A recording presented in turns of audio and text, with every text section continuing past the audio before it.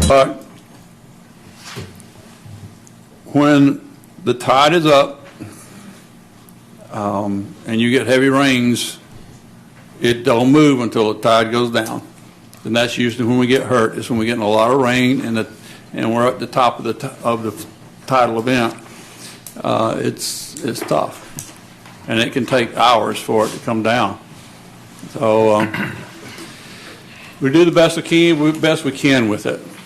And we've had some good impact. But we're probably about where we can go until we can get the state involved in increasing the capacity of the canal. All right. Okay. And I thank you, sir. Thank you very much. Else? Any other questions? Thank you, Ron. Okay. Thank you. Thank you. Captain, you came in right on time. Well, good. I apologize for being late. There was an accident on ISB on my way in. I had to stop and help get out of the road. Okay. All right. How was the board tonight? Good? Wonderful. Good? Wonderful. All right. Let's talk a little bit about crime real quick. I'm going to give you some of these numbers that I usually do. So far, and I'll be honest with you, on the west side, we are looking really good. We are looking really good, especially if you compare us to the east side. This is not a side that I'm used to standing on. Usually the numbers are flipped, so we're doing really well. Let's talk about some of these numbers. Burglaries, we're down by 25%.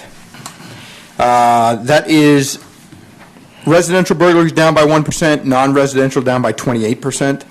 Our larcenies, for all of our larcenies, we're down by 9%. The big one I want to talk about here is car breaks. We're down by 31%. That's good. That's a very impressive number. However, we should be a lot lower than that. Just let me put this in perspective for you. Last ComStat period, for a 2-week period, we had 23 cars broken into. Of those, 21 of them were unlocked. Wow. Out of those 21 that were unlocked, we had 2 firearms stolen, 3 wallets, 2 purses. People are leaving the vehicles unlocked and with valuables in them. Mm-hmm. So if we could please get the word spread that if we can lock the vehicles, don't leave any valuables, this number, which is negative 31, will be even lower than that, which is what we need to do. Our shopliftings, for those of you who remember from last year, this was a big problem last year. We are currently down by 12%. Our robberies, we are down by 12%. Strong arm being down by 24. Armed being down by 24. Strong armed, we are actually up by 3%. Our aggravated assaults and batteries, we are currently down by 19%. This gives us an overall of our property crimes are down by 10%. Our person crimes are down by 13%, which gives us an overall of we're down on the west side negative 11% compared to last year. That's a great number. With the winter months, we see a decline in crime with the colder weather. So we're hoping that continues. And if that continues, we may even push that number to a negative 15%, which would be huge for us. 2 other categories I want to talk to you about. Firearm offenses. We're down by 38% compared to last year. That is a huge number, firearm offenses, and we want to see that number continue to drop. Here's one that's not so good. Our domestic violence cases, we're up by 22%. Currently, we are up by 90 more cases than the same time last year. 90 more. That's quite a bit. So that's the breakdown on crime. Now, if we want to compare that to the east side, the east side is currently up in their total Part 1 crimes by 2%. We are down by negative 11. They're up by 2. So it's very unique for me to be on this side of the coin. I'm very pleased, very happy. Okay, let's talk about some events. We just got through Bethune-Cookman's events. They had a successful bunch of events with their white event that they had, their step event that they had, their pep rally event, their game, which was on Saturday, which was quite a few people attended. It was a good time. They won, which is great on homecoming game. But as you well know, now we are up for a new event. The Biketoberfest events are coming, and we're going to see a massive influx of tourists, people, visitors, specifically to the Main Street area and the MMB area. So we are gearing up for that as well. We have staffing in place. This year we've tried something a little bit different. Based upon what I saw last year, I'm talking specifically about the MMB venue. That's my venue. We've increased our staffing because we are seeing some increases in the event spreading out a little bit. So we want more people to be out there and be visible. I've asked for 4 more officers to go down there with us. I will be down there throughout the event. I think I'm going to get down there probably, we're going to watch the venue and see how it is Thursday. Usually it's not really big Thursday, but I will be there Friday, Saturday, and Sunday for sure. You'll see me walking around. You might see our new Victory motorcycles out there. If you haven't had a chance to take a look at those, let me tell you what. Good job. They are very impressive. Yeah. And I'll tell you what, if you've never seen one at night with the light package on, yeah. wow, that was impressive. That was really impressive. We are very excited about that. So you'll see some of those down on the venue. You'll also see me on, we purchased 2 new dirt bikes. I have them striped up, lights and sirens. As you well know, more up in the Derbyshire area, we are having trouble with dirt bikes running from us. Also at Campbell Middle School, they tend to use that track as their own racetrack over there. Up at Derbyshire, they tend to, when the kids are out there practicing their football, they go whipping across those fields. Last thing I want is somebody hurt because of one of their neglect for the people around them. So I've got 2 of those. I don't know if any of you have ever tried to purchase something through the city. It's not an easy process, let me tell you. It's not an easy process, but I finally got it finished. I got all the decals on it. They're looking great. I had them out for Wings and Waves. I had them out for the BCU game. I've been driving them around, and our helmets are full-face helmets, the motocross style. And somebody flagged the chief down and said when I was riding it, I look like Batman. So now he calls me Captain Batman. So it's kind of fun. But these are all tools that we're going to use. We're going to bring them down to the venue, to the MMB venue, not only for patrol purposes, but I'll be honest with you, it's fun to show what we have off. These people come from all over America to enjoy the festivities, and we kind of like to brag a little bit and show them our new motorcycles, see what we have, right? So it's kind of neat to do. So with that being said, anybody have any questions? Yes, sir. I was shocked when I saw that report about the crime, and we're number 3 in the state of Florida. When I've been noticing the stats that you all bring in, how did they get it so wrong? Well, I'll tell you what, I'm not a big fan of numbers because there's far too many of them. But if you sit down with a bunch of numbers, you can almost get them to tell any tale that you want. That's right. Okay? What we have here is accurate documentation based upon federal guidelines. Okay, we are responsible for reporting these numbers accurately every year to the federal government for tracking purposes. So what you see here, I can promise you, is very accurate. And the chief is very, very mindful of what goes in here and how it is reported to be within all the specs that the feds require.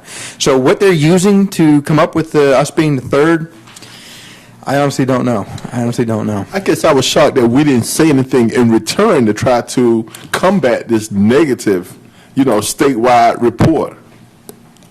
I know that the chief has been vocal about it. I don't know if it's made it to the news media as far as video, but I know that the paper printed a little blurb about it, things like that.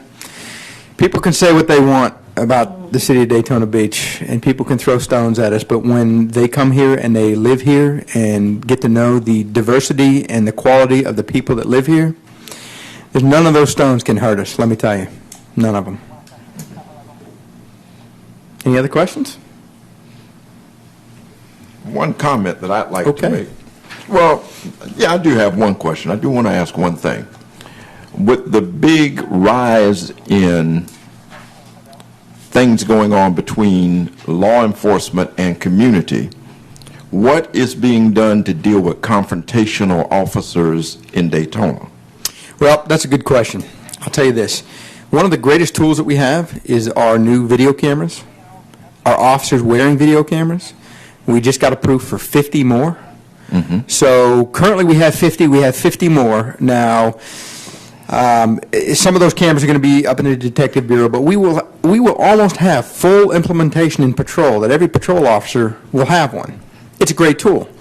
As we're finding out, it not only shows us what the bad guy has done wrong, but it shows us what we have done wrong. And it gives us a real-time opportunity to watch an officer in action and say, hey, there's a better way. Or this officer, we identify this officer, you might need to develop some communication skills and let us facilitate you going to a school, a class, a seminar. Let's help you build on your communication skills because there could be a better way to talk to people. And that's what we've been using this thing for. We thought when we got this, it would be used solely for evidence. We would catch somebody who's running a stop sign, or somebody who's running from the police, or a crime in progress. But what we found is that's only a small fraction of the value in these cameras. The other side of this is, once again, we can watch what our officers are doing, and we can immediately say, even if they have an interaction on a traffic stop, let's say, and there was no complaint made, we can still watch that, and we can say, hey, there's a better way. Okay, let's think about this. Let's try this differently. Let's try this for officer safety. How about you approach from this side? How about you don't stand here? How about you do this? You blade yourself away. Okay, but when you're talking to them, how about you say this? Or how about you be a little bit more friendly and don't be so abrupt? How about, and it gives us a huge opportunity to correct things before they're a problem. And I'll tell you what, that is the best thing we've ever done, is get those cameras. Matter of fact, I am going to ask for one, because I want one coming up I want to try it out for the events. I want to go walk around with a camera, and it's not on all the time. It's something you have to activate, turn it on, and let me back up.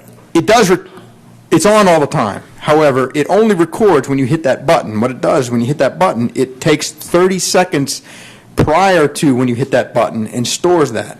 Now, there's no audio in that 30 seconds, but right when you hit the button, there will be audio. And you can talk to people. It's a great tool. Great tool. Okay. Yeah. Well, with the cameras, are you all going to make that a policy that they are on versus allowing them to dictate when they turn them on, when they don't? We do have policy. Okay. And our policy states anytime you get out with anybody, anytime you get out of the car, anytime you respond to it, you turn it on. Okay, so good. basically, it's not running all the time when you're driving around, but when you get dispatched to a call, and just before you get there, you need to turn it on. Now, I don't know if all of you have seen the video of the officer-involved shooting that we had.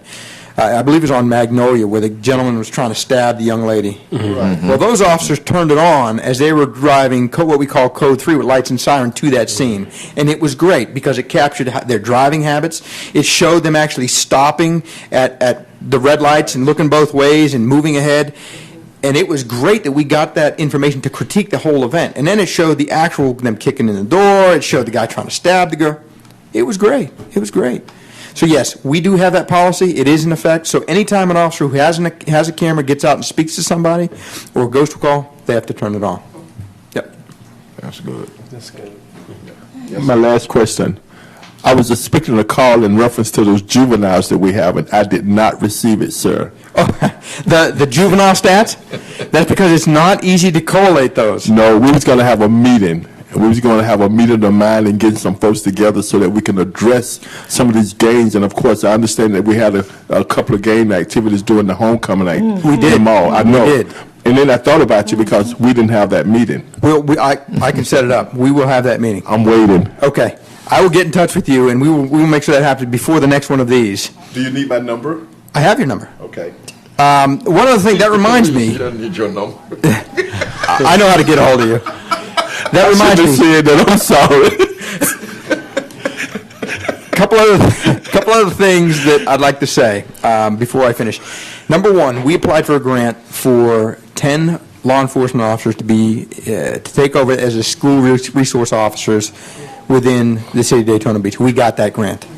So we are working actively and aggressively working on a plan to set up the structure for that program to get those officers in the school. It is going to be great, and I'll tell you why. Because when we initially got the grant, we thought we would have to hire a new officer and put them in the school, and that would do a disservice. We want a veteran senior officer that knows the community, that knows the people in the community, and knows a lot of the children in the community. That's who we want in that office.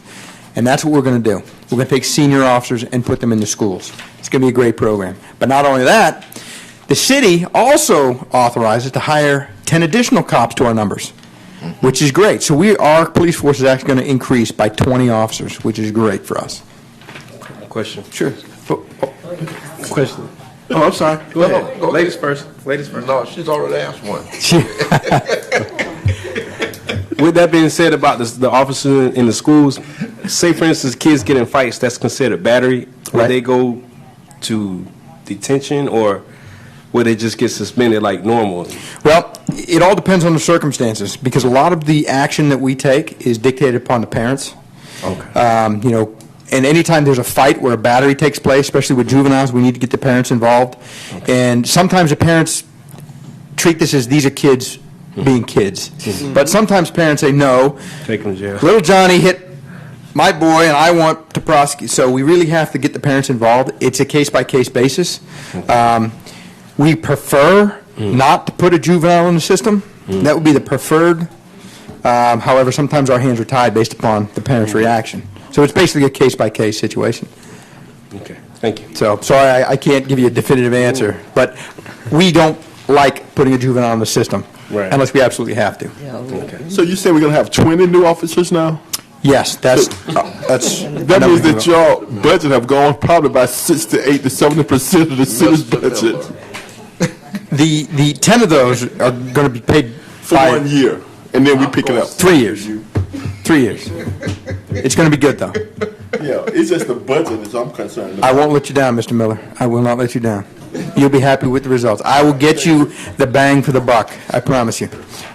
Ms. Ford. Yes, ma'am. Yes, thank you. When you said that, because I work in the school system, and I work with some of our most challenging students that we have in the school system.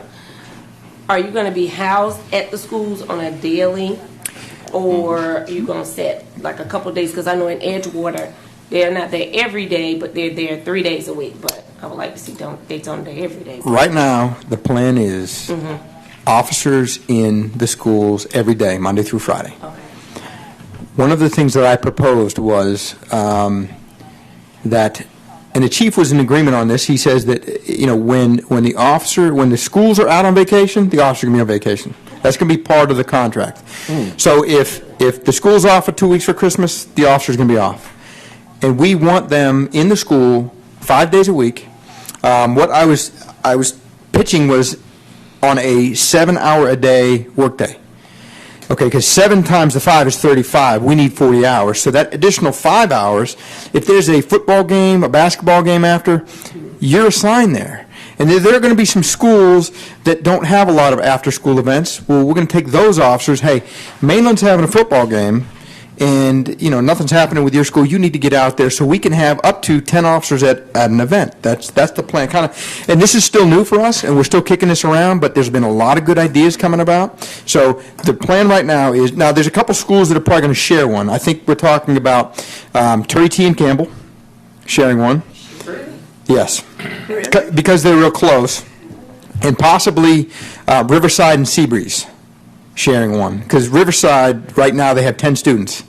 So we don't want to dedicate one. But and what that will do, if we do those two schools to share, that will actually give us 9 positions. But we got 10 officers. That 10th officer, what we would like to do is have them be a senior officer who can supervise. And that way, if something happens, let's say the Campbell resource officer, something happens in their family, they got to take a day off. Well, we have now the supervisor, you take that school for today, or until that officer comes back, so that we can have coverage 7 days, or 5 days a week. That's kind of what we're kicking it. Now, this is still a work in progress. We're still throwing ideas in there, but so far, it's going very well. And of course, all these people would have to get school resource officer trained. There's a whole bunch of hurdles we've got to get through, but I think it's doable, and I think that it's going to be a win for the city tenfold, especially with the gang problems. If we have one of our officers in that school and can relay us real-time information, that's going to be a benefit. And the grant is very specific. The grant says that they have to actively do things and document things to create better bonds between the kids and law enforcement and the parents. The grant specifically outlines these things. And I want to assure everybody that the officer is not going to be sitting in an office at the school. No, the officer is going to be in a lunchroom, and these kids are in lunch, interacting, talking, sharing, things like that. The officer is going to be out there when the parents come to pick up the kids, because that's where we access the parents. We're going to talk to the parents. There's going to be some strict guidelines that they have to follow. And then we're going to follow up to make sure that they're doing these things. So we still have a lot of work to do, but I'm very proud of it, and I think that everybody's going to be quite happy with the end product. Sounds wonderful. Good job, buddy. Thank you. Thank you very much. Thank you. Everybody be safe for Biketoberfest, please, and if you see me down on 2nd Avenue, give me a hello. Monsieur, let the chief ride one of those motorcycles with the helmet on. No, He won't do it. He won't do it. He refused. He'd rather ride the bicycle. We've offered to train him. He won't do the motorcycles. Thank you all very much. I appreciate it. Thank you. Another Be question? safe. No? Oh, thank you. Thank you. We just know that you said Second Avenue, what we do. Well, we know where that is. It is Second Avenue. Hey, did you hear somebody say, "Thank you, Captain Batman"? I'll be in touch with you, Mr. Miller. All right, great, sir. Thanks, Captain. All right. Ms. Hurd, I'll call you. Thank you. I'm jealous. All right. Everybody's had a chance to look at the code enforcement. Is there anything new that needs to be on code enforcement? Is code enforcement here tonight? Nope. We requested code enforcement to be here tonight. It's in the minutes.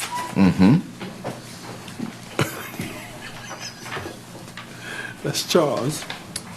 Mr. Chairman, Yes. we are going to have do have a new code enforcement officer for the area, Mr. Denzel Sykes, as of October the 1st, I think, is coming back to Midtown. He had worked in Midtown before. Yes. He was transferred out. He's coming back as our code enforcement officer, so he will be here at the next meeting. Great. Okay. Thank you, sir.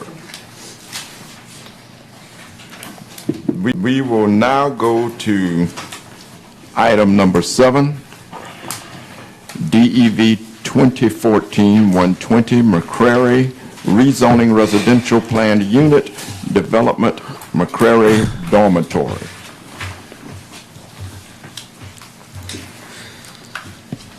Mr. Bryant?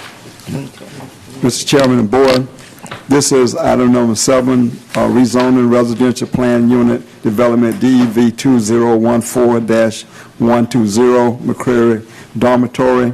I'm going to do the staff report. We do have representative here tonight, and also the owner is here if you'd like to ask any questions after I do the staff report. All right. The project request, this is a request by Mark S. and Associates on behalf of the property owner Earl C. McCrary III, 133 Coral Circle, South Daytona, to rezone 1.015 plus or minus acres of land located at 828 George W. Ingram Boulevard from RP Residential Professional and R1B Single Family to RPUD Residential Plan Unit Development for the purpose of reestablishing a dormitory use and obtaining site plan approval consistent with the Midtown Redevelopment Plan. For you Daytonians who have been around, a little background, this was a dormitory that BCU used as their honor house years ago. Mr. McCrary purchased this property, and now it's going to be going back on the tax roll as a taxable property within the Midtown redevelopment area. So that's a little background on it. The location, again, is at the corner of George Ingram Boulevard and Cameron Street, which is located in 2 residential zoning districts.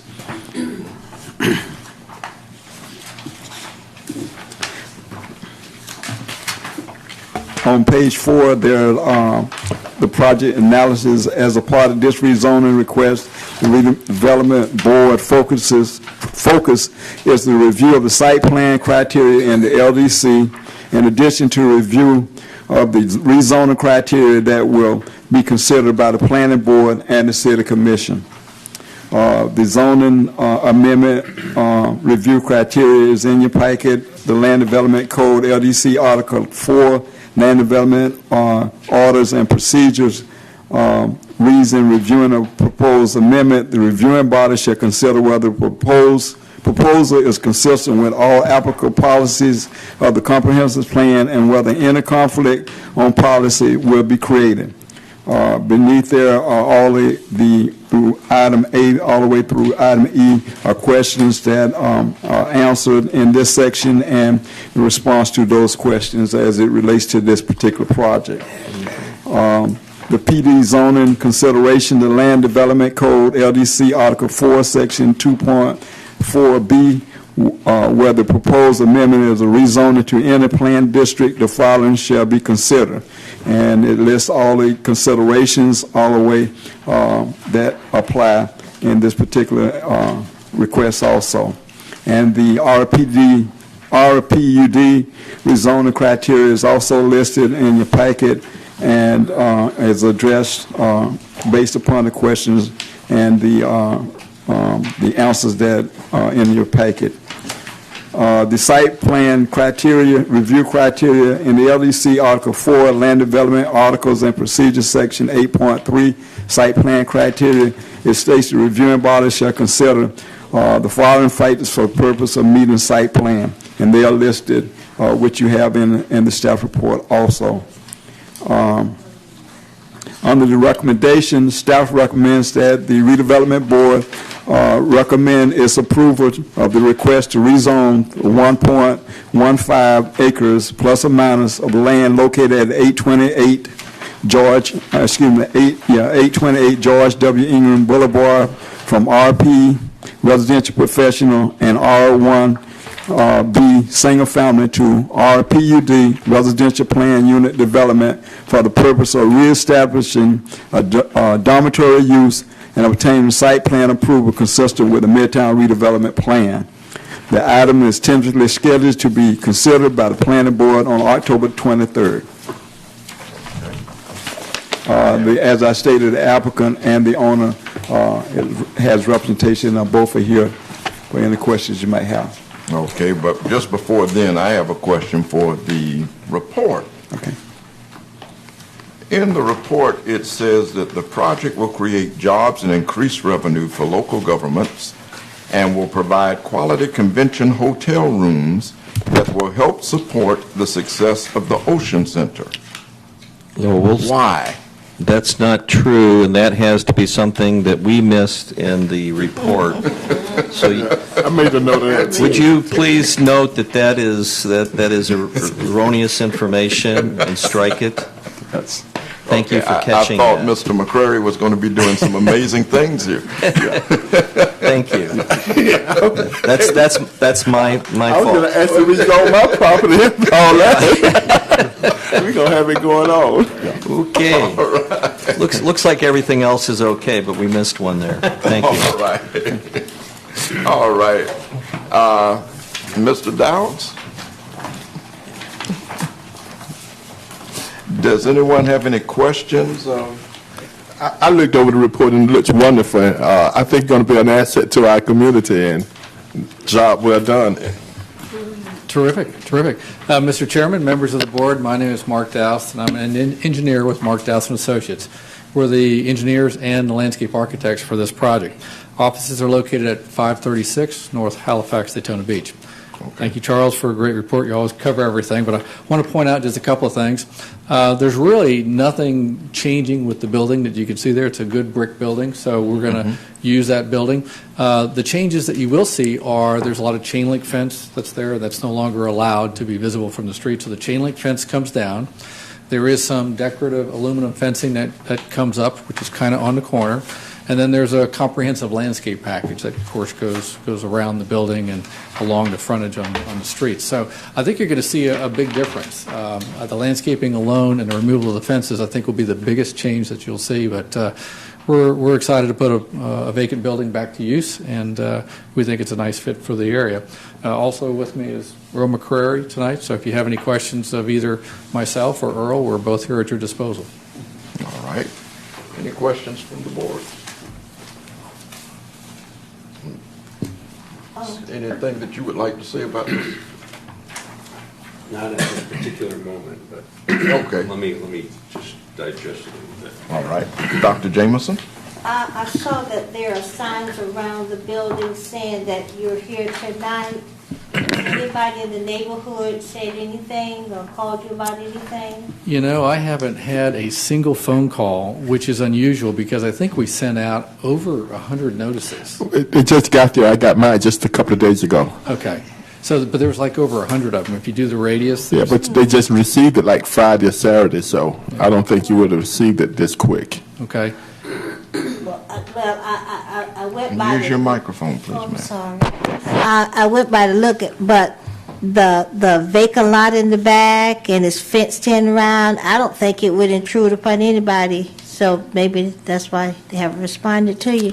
It could be. Normally we get them calling us within a day or two of getting the notice, because like as soon as they get the notice, that's when I normally register the calls. But we haven't had any yet. So I would say because of the churches and everything around, there's really not that many residential. It could be. Also, of course, we have there's a planning board and a city commission, so Right. they do have, those dates are listed in there, so they might feel they have plenty of time to still call in if they have a question. Well, You had something else? it's going to be the party house now. We are speculating, and we don't know that. But moving right along. Yes, Ms. Ford. How many rooms or students are you planning on living in the dorm? It is size for 8. For 8 still? That's correct. Okay. 8 rooms. Okay. Question. Would that be monitored by security or anything, or how does that work as far as keeping the students kind of in line? Earl? Let Earl handle that question. My name is Earl McCrary, and I live at 133 Coral Circle in South Daytona Beach, Florida. To your question, we manage some other properties for the university. The university provides security on those properties. I've met with the university. We're going to have cameras located on the outside of the building, which will be monitored remotely by campus security. One of the unique things that I'm trying to do with this property, if you remember, that used to be called the Kellogg House. Right. And it was used for students who met certain criteria at the university. I met with Dr. Michelle Thompson. She's over the new housing program at the university. And there's another foundation called the Bonner Foundation. And I'm not sure if you're familiar with that, but the students that she's looking to place in that particular facility have to do 10 hours of community service. Part of their scholarship program is that they have to do 10 hours of community service on a weekly basis, and they have to do 240 hours of community service throughout their career or their summertime when they're away from school. So it's going to be not necessarily what people would consider a traditional dormitory. It's more of a house, more of a dormitory-style house. The reason I think we have to classify it as a dormitory simply because I don't think there's an existing classification for a private owner to have a multi-like facility like that. So hoping for great things from it. Been working closely with the university on making it happen. I've sent some communications to Mr. Dowse, and I will also send it to Mr. Bryant. The university will likely be here for the planning board meeting, and they'll likely be here for the city commission meeting in support for the project. Okay. Any other questions? Mr. Chairman? Yes, sir. I don't know whether or not we have to approve it, but I'd like to make a motion that we approve the project as it is. I second that motion. It's been properly moved and seconded that we accept the proposal as it is and move it on to the planning board. Is that correct? That's correct. All right. All those in favor, let it be known by the sign aye. Aye. Opposed, like sign, and the motion carries. Mr. Chairman? Very much. Yes. Mr. McQuarrie, did you wear those tuxedo pants to come to see us today? Okay, thank you. We're glad that you showed up like that. Thank you. And just for the record, I do need to note that there was no one from the community to make any comment. I know Mr. Jenkins wasn't concerned about that. I spoke. No, you're on the board. Okay. Anyway. All right. Thank you all. Now we come to Mr. Berger and the Midtown Master Plan rezoning. Are you going to read that? Okay. Number 8. Master. Yes, sir. Mr. Chairman and Board, this is agenda item number 8, zoning map amendment, DEV 2013-097, excuse me, Midtown Master Plan rezoning. This is a request by the Development and Administrative Service Department, Redevelopment Division, to rezone the Midtown redevelopment area to be consistent with the adopted Midtown Master Plan redevelopment plan. The Midtown redevelopment area is 598.82 acres and is located generally in the area bound by the FEC Railroad on the east, George W. Ingram Boulevard on the north, Noble Road on the west, and Orange Avenue on the south. The Midtown redevelopment area also extends south on Martin Luther King Boulevard to Shady Place. Under the project analysis, the zoning map may be amended subject to certain criteria outlined in Article 4, Section 2.3. The following questions serve as guidelines in determining a recommendation, and they are listed A through E on the staff report itself, which you've had time to review, and I won't go through it. We will answer any questions that you may have as it relates to this particular item. As far as the proposed amendment will have a positive impact on the health, safety, and welfare of the Midtown redevelopment area and the city. The amendment will assist the implementation of the Midtown Master Plan. Recommendation, staff recommends the Midtown Redevelopment Board approve the zoning map amendment for the Midtown redevelopment area to implement the Midtown Master Plan. All If right. you have any questions, Mr. Berger can assist me. All right. We do have Jason Jeffries here, who is the author and has been working in the background on this, as he did last time a year ago when this was presented to you. And we thought back, in about November of last Right. year, that when we approved the rezoning, that would all go forward. But then as the comprehensive plan amendment went forward and the land development code rewrite slowed down and took longer, we caught up with the comprehensive plan, and that's why now we have the opportunity to not just pick out some areas to rezone that were consistent. Now, with the plan in place, we can rezone the area just as the Midtown Master Plan and the comprehensive plan suggest. So this is the idea, to line everything up so that when that land development code rewrite gets through the next steps, because it's now been approved by the planning board, it's going to the city commission. If that happens this year, then by next March we would be in a position to, or even perhaps earlier, but at least by March we may be able to have this all lined up to take effect, and we'll be talking about new zoning districts under these new regulations, and hopefully this will all work out in terms of what direction we finally said we wanted to go in, and have all the regulations in place to do so. Okay. All right. Does anyone on the board have a question? I'm looking on page 5-20, and I'm looking up this place, say nightclub, and I don't see nothing there. I guess that's because we got so many churches, we can't have a nightclub in the Midtown redevelopment area. Well, in that case, May I the assume Safari that? Lounge is in trouble. The who? The what lounge? The Safari. Well, I'm just looking at this, 520. And you're saying that you don't see anything there in the category for nightclub? Yeah, I don't. That's because basically that particular use would be at 52B 18A. And if the person would look under that, they'll see what the usage is. All of this, in fact, Jason, would you explain that a little bit better for me? Because all of this is, first of all, well, as you look at it, you'll see that this is in the Midtown area, Yeah, I see the Midtown area in the end of it. It's the last portion of the plan, right?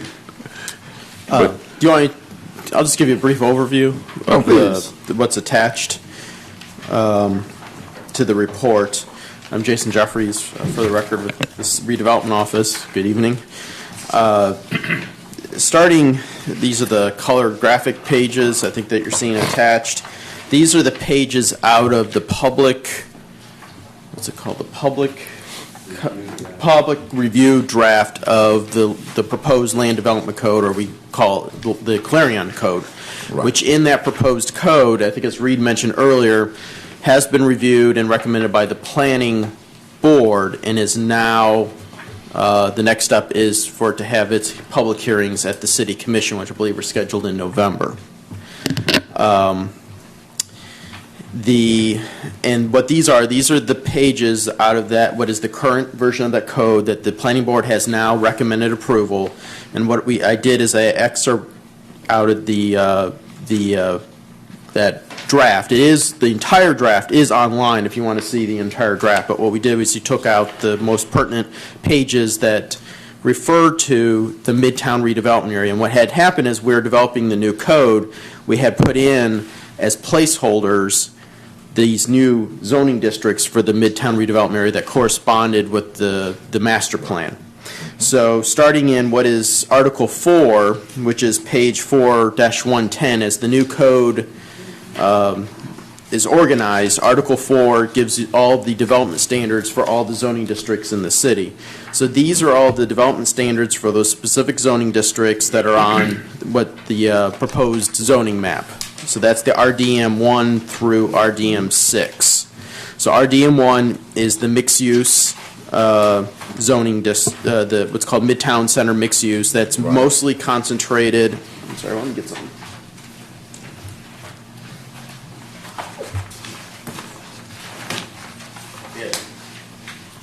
The big map. If you look at the area in blue, this is the same map that's attached to your packet. Right. The area, this is the mixed-use area, the center, the main Midtown Center that's proposed in the master plan, and that's on ISB at Martin Luther King near Bethune-Cookman. The next zoning district, which is RDM, and that's your most intense district, that's where we have the mixed-use land use, corresponds with that land use. The RDM2 is the neighborhood, it's called the neighborhood center mixed use, which those are the different nodes or of the zoning districts that are located along some of the major corridors in Midtown, like along Dr. Mary McLeod Bethune Boulevard.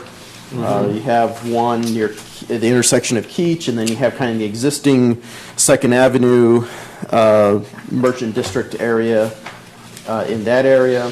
Then down near the Dickerson Center, you have the concentration that's proposed around Orange and MLK, and then you have the same thing at Orange and Keach. And then there's another one further down MLK at Bellevue. So those are the nodes that's contemplated in that plan. The RDM3 zoning district is called the Activity Center Mixed Use. That is the zoning district in the kind of the orange stripe, and that's more the traditional retail district around the old Daytona Mall that maintained the existing retail land use on Nova Boulevard. And then the RDM4 is the zoning district really designed around the university, the institutional school land use that was in the comprehensive plan, and that's the RDM4 zoning district. And then RDM5 is the what's called neighborhood transition.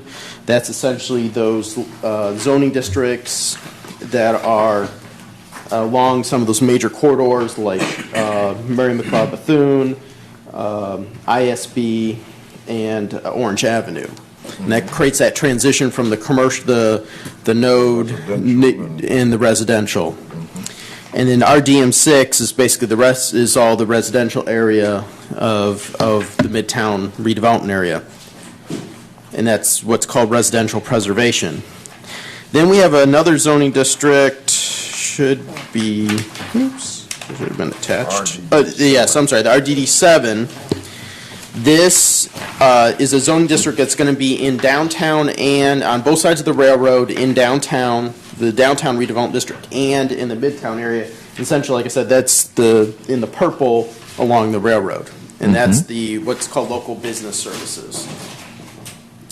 Then attached to this document, after you have the zoning standards in what's Article 4 for each zoning district, then you have what's called the use tables.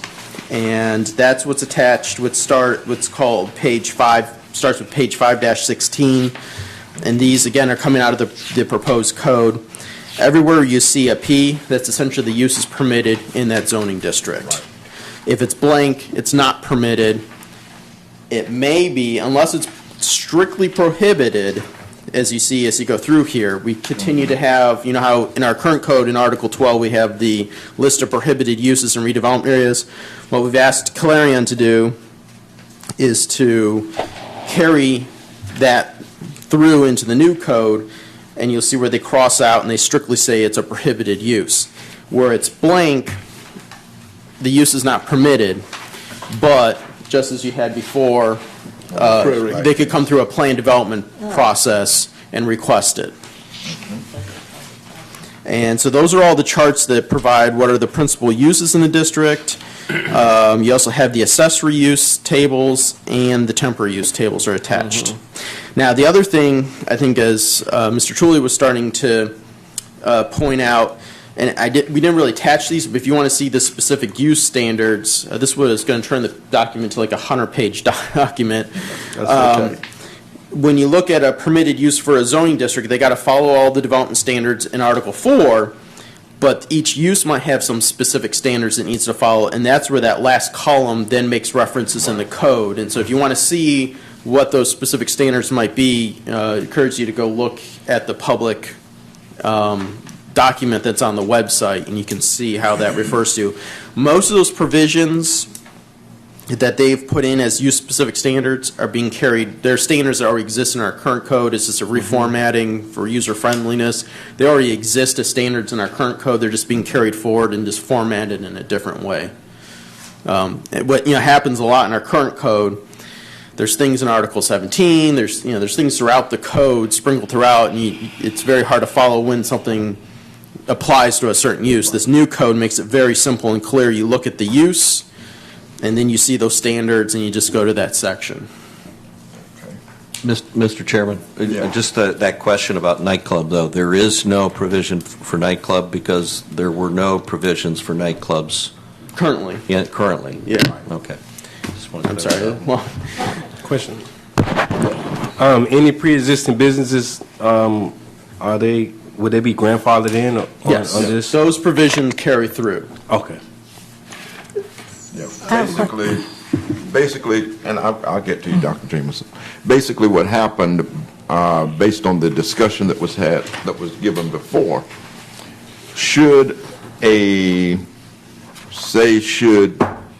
one of the businesses that's there that is not presented as a permitted business now, should that business burn down or somebody buy the property,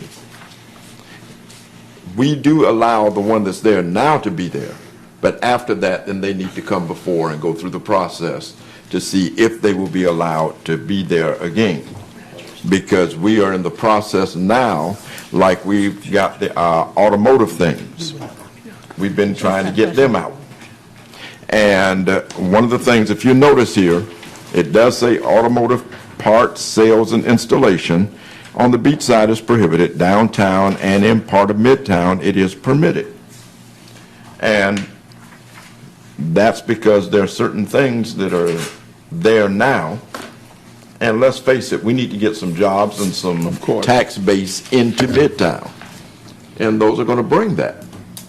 Yes, sir. Mr. Chair, if I can, and it may be that I misunderstood something that you said, and I don't have the new code in front of me, But a use that's rendered that is in conflict with a new zoning district is called a non-conforming use. And traditionally, non-conforming uses wouldn't be eliminated merely because property changes ownership. I suspect that's not in the current code, and I might have misheard you, but I didn't want anybody on the board to have an expectation that merely because, say, a non-conforming dealership were sold, that the non-conforming use ends. Now, I could research that in the new code. Like I said, I don't have it in front of me, but I suspect the new code would not provide I was that wrong on solution. that. Okay. I was mainly dealing with the idea of, like, let's say that something just wiped out and nothing was there anymore, and then someone decided to come back and say, oh, let's open up this again. Typically,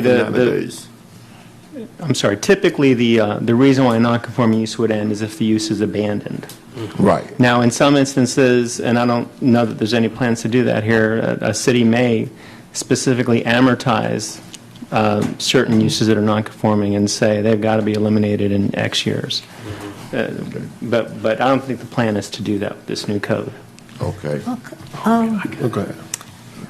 Before, when we've been addressing various issues, we had the problem of this wasn't done and the whole process, this section of it wasn't done.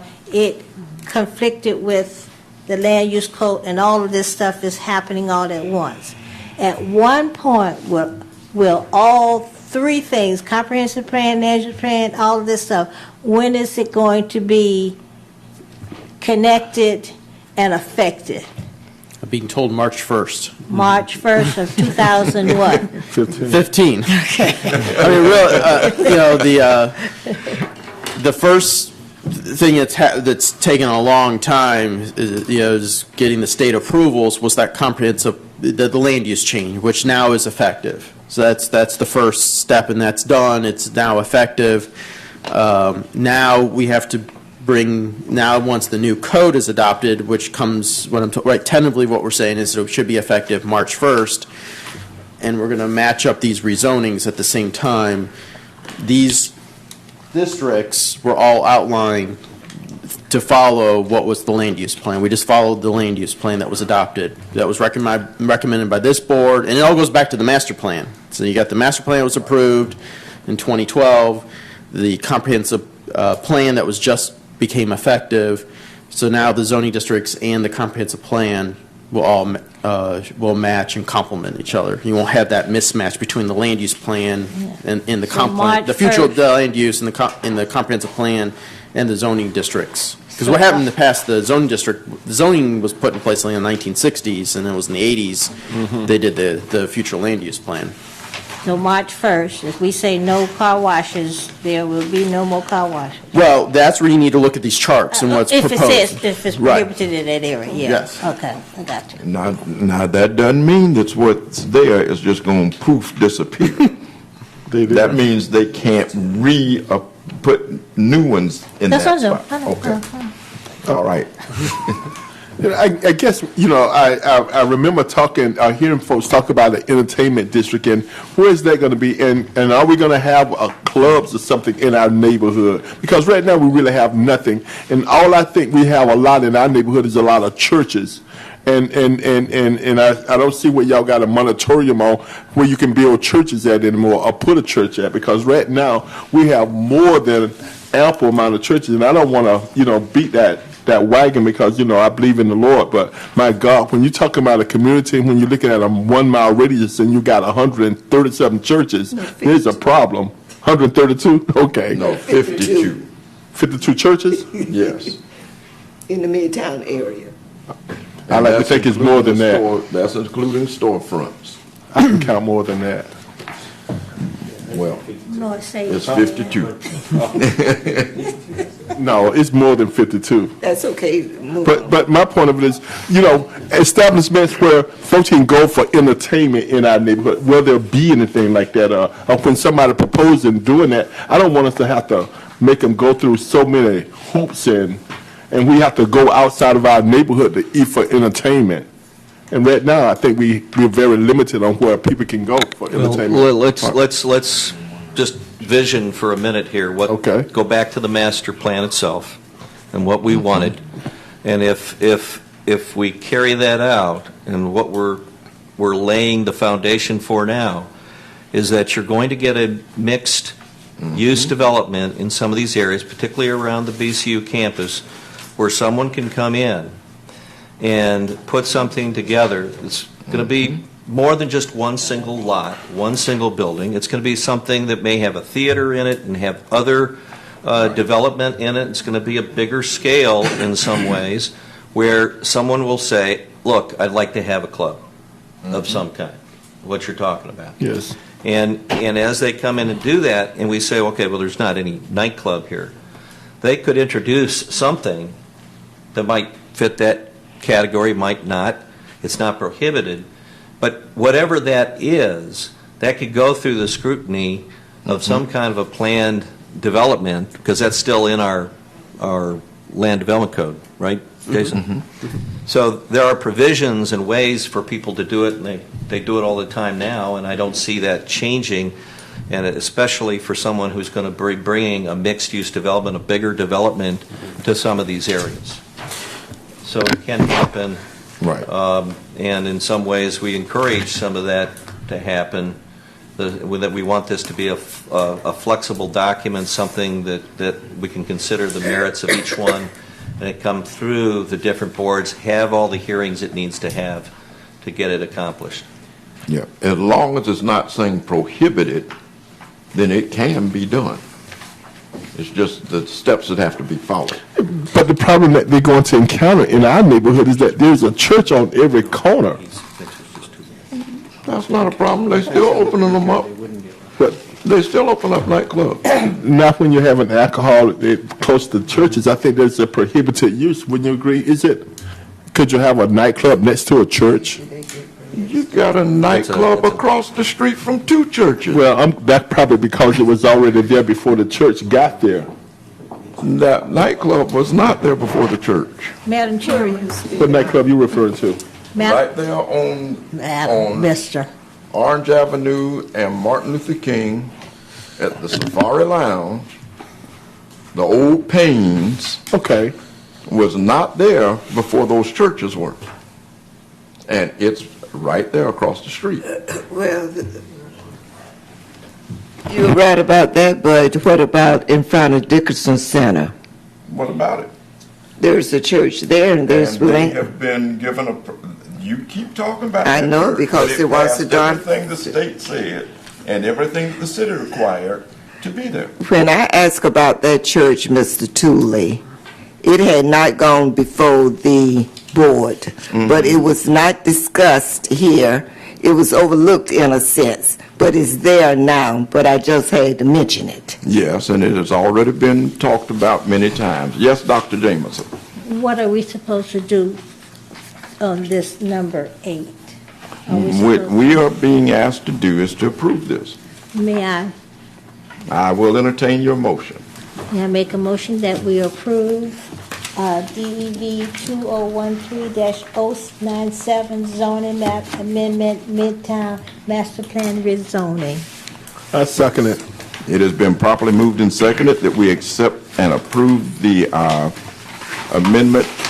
All those in favor, let it be known by the sign aye. Aye. Opposed, like sign, and it carries. Mr. Jeffries, I thank you. You're welcome. For your Good job. patience. Very well done. And that is a difficult task, I know. We thank you and thank all of staff for helping with that. Juan, we appreciate you being here to help out.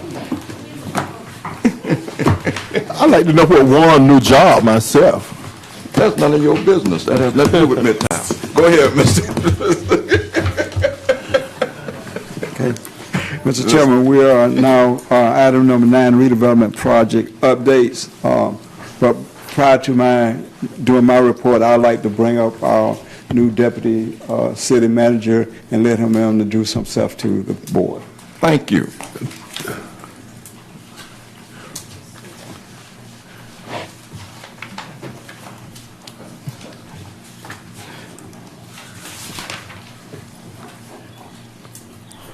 Board members, hi, my name is Gary Shimon, and I'm the new Deputy City Manager, taking over for a gentleman who everybody tells me I have big shoes to buddy. fill. Oh, my Yeah, I God. can't tell you how many times I've heard that expression over the last 2 weeks that I've been here now. My background is I have a master's in urban studies, planning, and public administration, and you do?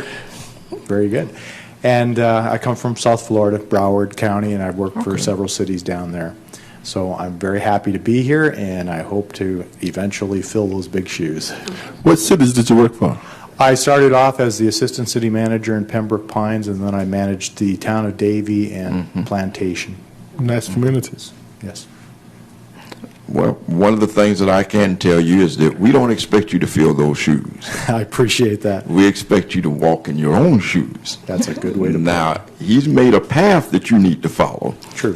But you walk in your shoes, because I know trying to wear shoes that are too big for you makes you trip. That's true. Okay? Remember from our childhood when we got our bigger brother stuff. But we do welcome you. We're glad you're here, and we do want to say that Mr. McKittrick was a person who was amazing at the job that he did. And we expect that you coming in as a deputy, you're going to be wonderful. Don't you worry about trying to fill anybody else's shoes, but you just make your path. Thank you very much. Lord. Sir, may I?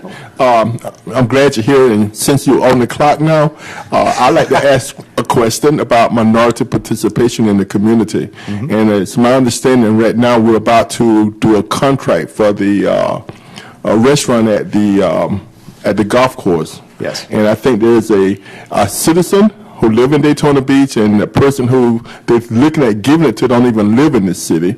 And I was just wondering, do we give any type of preference to local businesses trying to do business with the community? Yes, we do, and in fact, I was on the board doing that selection, and we moved both of the applicants forward, and it's up to the manager at this time to decide whether or not he wants to award those additional points for the person who actually is local. Well, great. Mr. Chairman, I'd like to make a motion that we ask the city manager to look at this minority participant, since we have not one participating in the entire city, that we would really love to see someone that represent this community, from this community, who's been paying taxes in this community, get that contract.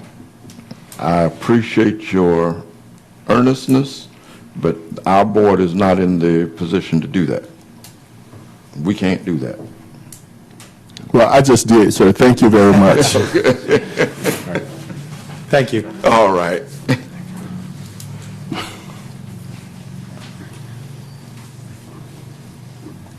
Go ahead, Mr. Bryant. Okay. This is the redevelopment project updates, just for the information for the board. Just left Miami last Friday, attended the FRA conference, Florida Redevelopment Association in Miami. Got some great ideas. I think we can probably implement a lot of them in Daytona Beach. I share with some of the board members prior to the meeting some of the things that we're looking at, proposing and doing in the community that would not only improve the looks of the community, but perhaps bring the community together a little bit more. And it's something that I'm excited about. I saw at the FRA conference the presentations that were made, and it seemed to have been a great improvement for that particular community. And I hope to do something like that in our community, to bring our community a little bit closer together.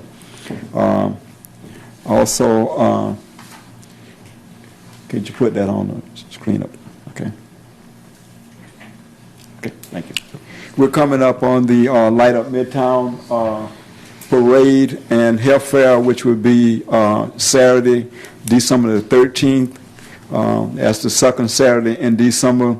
We're going to have a parade and the health fair. Both will start at the same time. The reason for that is that we're hoping that the crowd would follow the parade down to the health fair.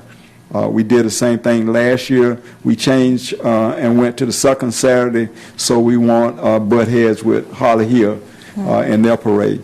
So we're going to do it the second Saturday. We're looking for participants to participate in the parade and the health fair also. The Volusia County Health Department is assisting me with getting health vendors. It's free to the public. The vendors are coming, providing community service to the community, so we're not charging them to come out. And the only stipulation is that we're asking them to provide a free service to the community residents during that time frame. Last year we had, I think, about 35 community health agencies that were there and participated, and I had for the parade close to 75, 80 entries. But with changing it to the second Saturday, hopefully we'll have more entries into the parade this year. Last but not least, I wanted to us to remember one of our co-workers, Mr. Mikhail Brown, who passed on last week. He was a great employee for the city of Daytona Beach. I think he had 30 years plus. Was started out at an early age and passed on at an early age. But we just want to remember him, and I asked the board to pray for his family as they go through not having him around anymore. And I haven't heard of any service arrangement as of today, but we did have a memorial service on Friday, candlelight service on Friday at the Dickinson Community Center in his honor. And it was well attended. I know some of the board members did come to the event, and I thank you for that. I will do a resolution from the Midtown Redevelopment Board, as I normally do on behalf of this board. So I just want to ask the board members to keep his family in the prayers. He has 3 young men that they are behind, and mother and a whole family, and we ask you to keep them in your prayers. And that's the end of my report. If anybody have any questions, I'd be glad to try to answer. What would the applications be available for Light Up Midtown? I have them already. I can email you one. I thought I did, but I will anyway. Okay. Yes. Can the Midtown Board, be in the parade? Sure. Like in a truck or something, or convertible or something? Because it's on my way. Sure, I guess we can. In the parade? Well, if it's individual members can be at the same place without violating the Sunshine Law, but if you're actually acting as a board, you have to do it here. The law was changed recently. We've talked about how even fact-finding tours outside this room would now violate the Sunshine Law. They didn't used to, but there's a new case that came out in the last 4 years. So individually, y'all could obviously be in the same place, and as long as you're not talking about stuff that's going to come up in front of the board, that's not a Sunshine Law violation. We're just going to be waving in the parade, not talking. So you're talking about having a float as the Midtown Area Board? Maybe a float, a car, convertible. Point of clarification, I think it would be great for the community to see that they have a board and that we're trying to make some positive things in the community so that we can get more participation. I don't think riding in a car counts as a meeting. I'll check on that and see if there's any cases that prohibit it. But the car we cannot fit in a car. We have several people on the board, so maybe a float, open truck or something, but not a car for you, Dr. Jameson. I have a recommendation. You guys can walk the parade, and that makes sense. And you can have the board. Well, we can probably have Charles to buy shirts or something like that. I don't think we have any funds to buy any shirts. Mr. Chairman, I make a motion that we participate in the parade. I don't know how, but I make a motion that we participate in the parade as a board. Okay. Die for lack of second. Claims. I second that. Well, now, one of the things that I do need to say, everybody may not want to participate. But no, you don't have to, I'm saying. So as individuals, sure we can. But as he said, and I'm agreeing with him, that we will be visible to the community that Right. this is the Midtown Board. You know, a car, if only 2 people want to be in there, a car that says Midtown Board. So we are, a lot of people don't even know we exist. You know that? And stuff. So in the parade, you have opportunity to say we are here. And that's all. Okay. Yeah, I have no problem with, now, I've got no problem with that. What does that do for us, as the board? I'm going to research it and get back Okay. with you. We have one more meeting before the parade. At least one more meeting, so. Right. And answering you in December would be too late, but I can give you an answer next month. Okay, and great. also, would you deal with what we discussed about the letter and getting different people to work on behalf of the board? Yeah, I have to confess that at last month's meeting, when you asked me, the question that you asked me, I'd been following what Dr. Jameson said and then what Pastor Fuqua mentioned. But I had to go back again and just listen to the tape because y'all were talking about a lot of different things. The thing that I think I understand now, and y'all can correct me if I'm wrong, is that at one point you were talking about soliciting landscape or other types of contractors to voluntarily clean up private properties. And I think, Mr. Chair, you were concerned with potential liability for the city of Jordan. Did you call him Mr. Cherry? Mr. Chair. Oh, Mr. Chair, okay. Mr. Chair. And I didn't understand that's what your question was last meeting. But first of all, if you're talking about soliciting some of these companies to go work on an abandoned private property, I think there's real potential for liability there for the city and for the contractors because you have to have a private property owner's permission. Now, if on the other hand, someone was talking to one of these contractors to see if they would voluntarily clean up a house that's owned and inhabited by somebody who either because they're old or disabled can't clean it themselves. As far as liability goes, that wouldn't be an issue. Now, putting that aside for a minute, that was one of several things that I think were discussed where there was a discussion of one or more board members going out into the community on behalf of the board to do certain things. And again, I think it's fine for individual board members to go and do what they're doing, but if you act as a board, you have to act in the sunshine. And the only way you can do that is by meeting in a public place with prior notice and minutes being taken and the public having an opportunity to be heard.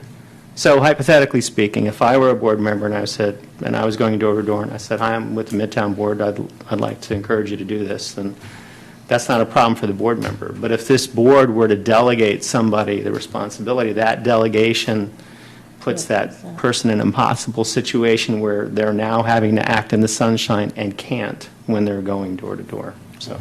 Okay.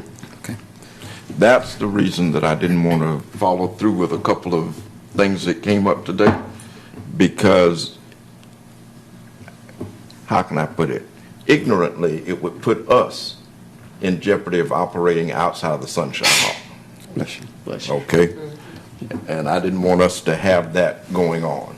Because I agree with both of the motions that were brought up, but I don't want to put the board in that jeopardy. Y'all understand? That's okay. You'll get it tomorrow. But The other thing that I do want to address, though. One last thing before I sit down, Mr. Chair. I do have something that you all can, if you're a business in Midtown redevelopment area, I'm looking for sponsors to help with the Light Up Midtown. So if you do own a business and you would like to participate, I'll be glad to have you as a sponsor. And that way you can show that you're part of Midtown and represent Midtown. Thank you. Now, one of the things that I wanted to bring out about Light Up Midtown, the city is supposed to be a partner in this. Is that correct? Yes. How? What is the city doing? And the reason I'm asking that is because we end up having to pay to use the park. We still got to get permits. So all the money that is raised is paid out. To the city. To the city. Even though the city is supposed to be a partner. So why can't the city give some in-kind stuff and waive fees for something that's going to help the entire Midtown community rather than us having to raise money, then have to pay it out for fees? Well, there are some opportunities, and we've done this on Main Street recently. We did it with downtown. There are ways to come up with a longer-term agreements to provide some savings to anybody who's going to continue to provide these kinds of events.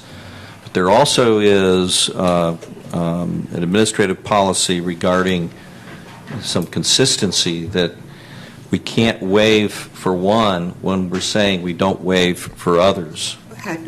And that is something that I know from the city manager on down is very clear. Can't make exceptions. We can go to the commission. We can have an agreement and that agreement has to be with someone, an organization of some kind. And so I think it's a good point. We can discuss how that might happen to address some of those questions in the same manner as we did earlier this year with a couple other organizations. And Friends of the Band Shell, I think that was another one where we did that. And there's a longer-term commitment. There's a recognition that it's an organization that's going to be back the next year, and that's how we have been able to reduce some of the costs. Okay. Only way I know of. So basically, by an organization stepping up and saying that every year we're going to do this is going to help to offset some of the costs. With the commission's approval, yes. Okay. And now, normally, if some organization is partnering with another organization, both of them have something that they invest into that partnership to create a partnership. My question is, what is the city investing into the Midtown, Light Up Midtown, for it to be a partnership? I can't tell you what that partnership would be now. That's why you have, if you're going to do anything, you do it formally as an agreement to move that idea forward. Okay. So I think that would be the way to proceed. Okay. I'm convinced now that we need some type of Midtown community development to try to help coordinate some of the activities that we are trying to have in the Midtown redevelopment, area. Almost like what our redevelopment director stated. We don't have that. Downtown have that. The beach side, the beach community have that. We have to begin to look at having that so that we can have that entity that we can begin to partnership so that we can come back every year to help alleviate some of the unnecessary issues that we're having to deal with at this particular time. That makes good sense. And that's something that we do need to look into because, and I can understand it's kind of hard for the city to say that we are partnering with one of the boards of the city. Right. Because it's the city. Exactly. Okay? So I do understand that. I just wanted to kind of get that out there so we could begin as individuals to kick around some ideas of what to do to try to better deal with this particular situation, because every year we do plan to have Light Up Midtown from now on.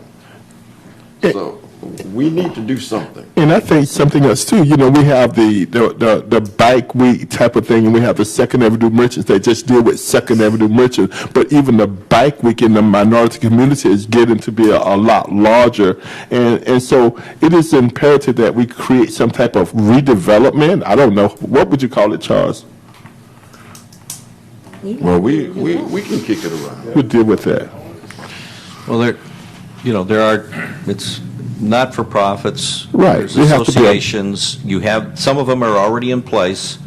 Where the parade is right now, we have an organization in place. Do What's we the not? name of that organization? Second Avenue Merchants Association. No, they don't have anything They to do don't with the have- parade at all. I understand that, but I'm just saying that there are organizations that could, I'm not saying they are, I'm just saying that there are different kinds of organizations, just like there's a Main Street Merchants Association, which actually had agreement with the city, and there are other not-for-profits that can engage the city in an agreement. And so if there's not one that specifically is set up for that, it's an opportunity for someone to step up to the plate. And I think it's important that people, if they have one of these, is going to establish a track record so that you know who you're dealing with. It's almost, excuse me, Chairman, just like the Orange Avenue situation with the business folks over in that area. There's no organization that, that speaks, for the business community in the minority community. And it's imperative that we do that. And I'm looking forward and trying to help put something like that together. Okay. All right. And we do thank Mr. Bryan. He went down south and has a lot of stuff that he's going to be working on. That's going to be challenging. Anyone from the public want to make a comment? We're glad to see Mr. Jenkins here. He is the vice president of the Neighborhood Watch. Okay, so we're glad. So we're glad to see him here. Absolutely. At this time, we come down to public comments. We didn't have any, so now we're ready for our board comments. Mr. Ross. Pretty much, I don't have anything to say. All right.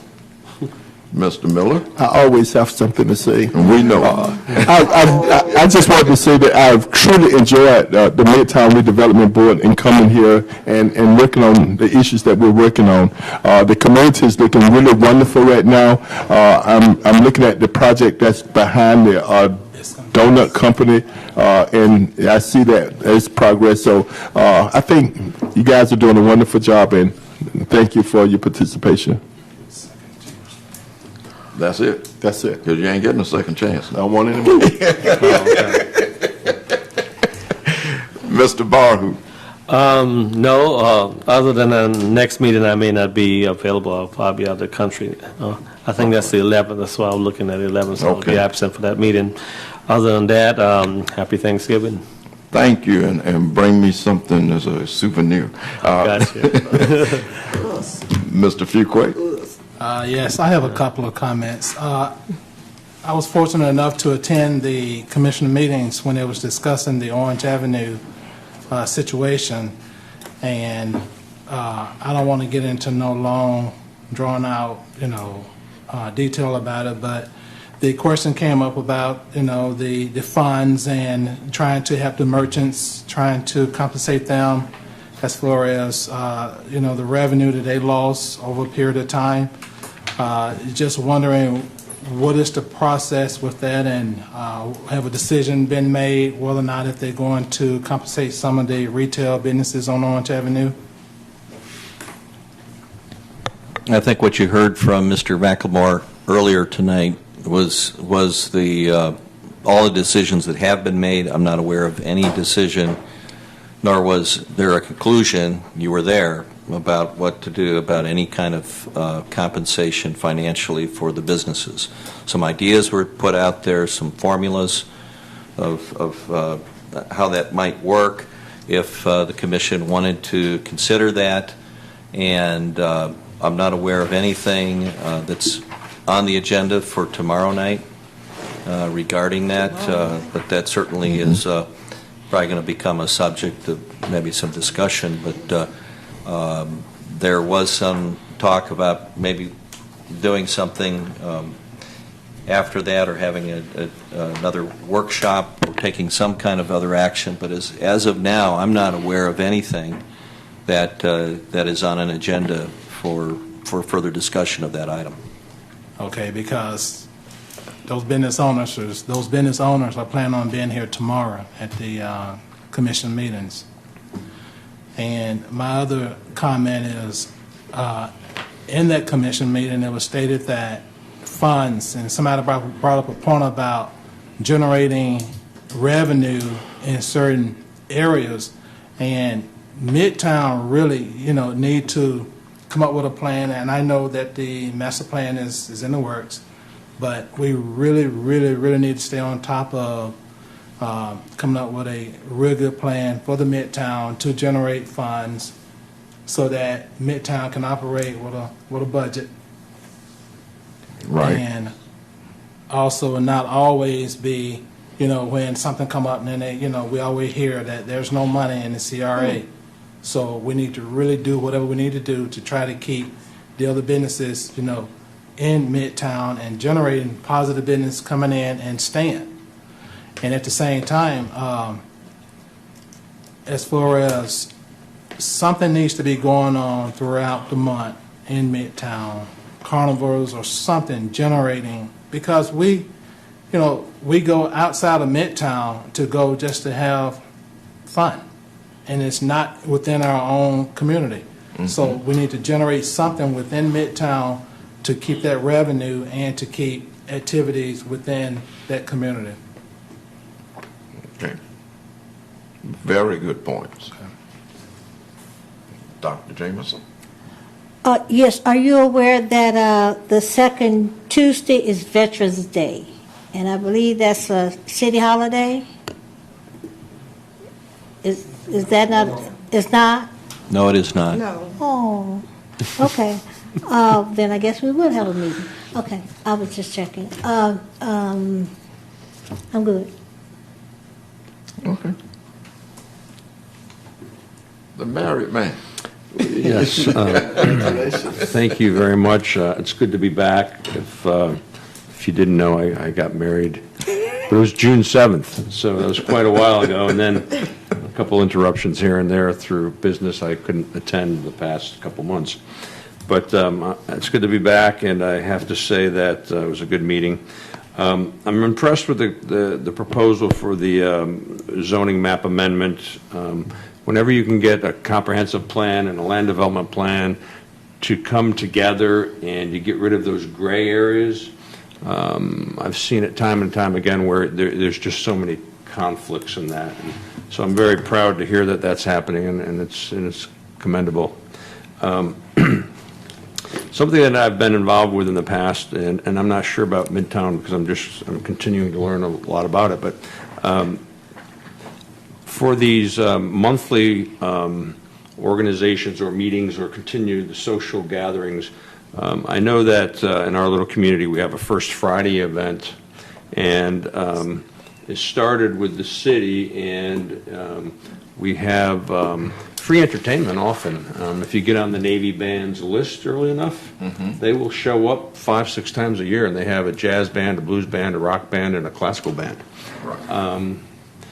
And then the Chamber of Commerce kind of got involved and started to participate and get other businesses to, if you have an LVTR or a occupational license in that community, then you can have a booth there for free. So now all these businesses start to show up and kind of network while the band's playing, and then the next thing you know, you get the Rotary there with their funnel cakes And now it becomes a really easy way to, at least once a month, have a really nice gathering. So if you can piggyback those things, that's a possibility. Now, we have something called holiday lighting of the park, which is very similar to your light up Midtown. And originally, the chamber put it on, and then the city kind of organized it so that it piggybacked First Friday. So now it becomes a city event that the city kind of handles, even though it's happening.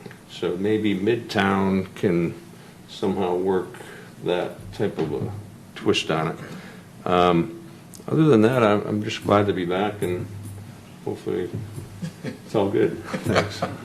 All right. Ms. Hurd. Is my time ready? Good afternoon. Not too much to say, but I'm still going back to the master plan, just the outline of Midtown. I'm excited about the master plan, but I still question the fact about the zoning or outline for Midtown. Mr. Jenkins, you just did make it in Midtown. Although I've been on Vernon Street since 61, my family, and I'm not in Midtown. And I questioned this before, who were the ones that did the outlining of Midtown?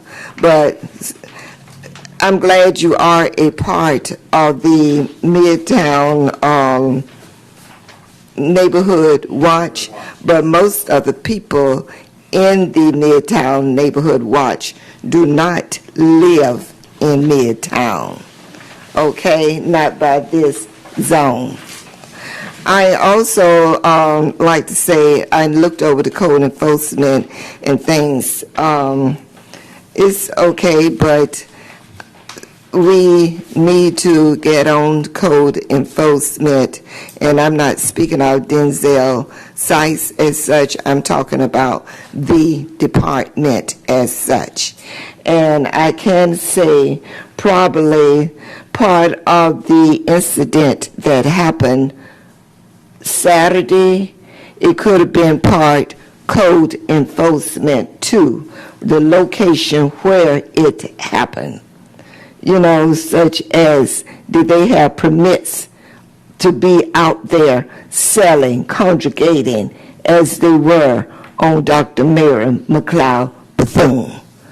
I am speaking because it's code enforcement, and they're not doing what can be done a little more.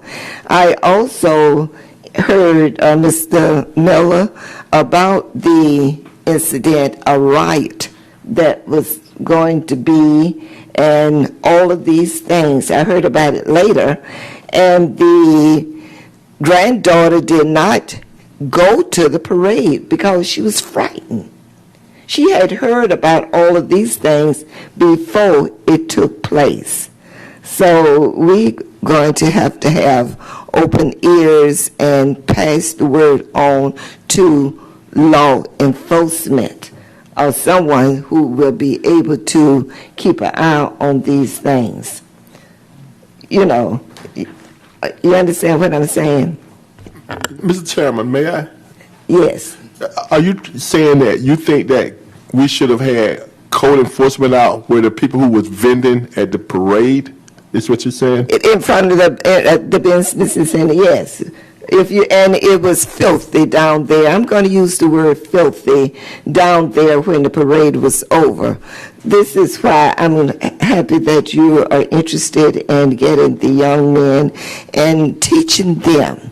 You know, we clean up behind ourselves. This is our neighborhood. Other than that, everything went well the weekend. I celebrated my 50th class reunion from BCC. Yes.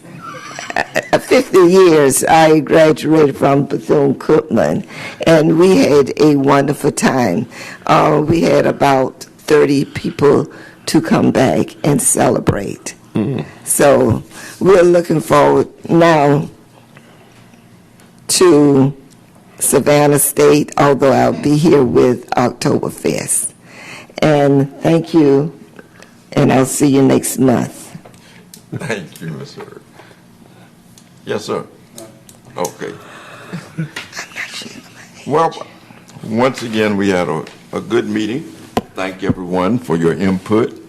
We're glad to see our deputy city manager. And Mr. Jenkins, thank you for coming in. Thank you. Again. And one of the things that I do want to say is that we have started something here that it can be the catalyst for something big. Yes. One of the things that we have to keep in mind is that there comes a point where government can only do so much, and some things need to be done through the private sector. There comes a point where we as a board are limited in certain things that we can do. And that's why what Mr. Berger was saying is coming up with an organization to do something, to partner with the city and be able to get some things done that could make a huge difference. I do want to say that we have got some great food for thought that I will be digesting and kicking around and coming up with some ideas about some things. We do want to thank Mr. Miller for bringing out some things that we really need to look into and do some things about.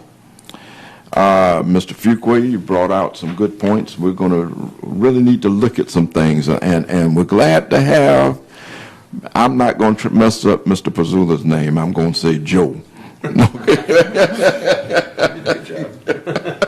We're glad to have him back. Mr. Swartz did a good job while he was here, but we're glad you're back.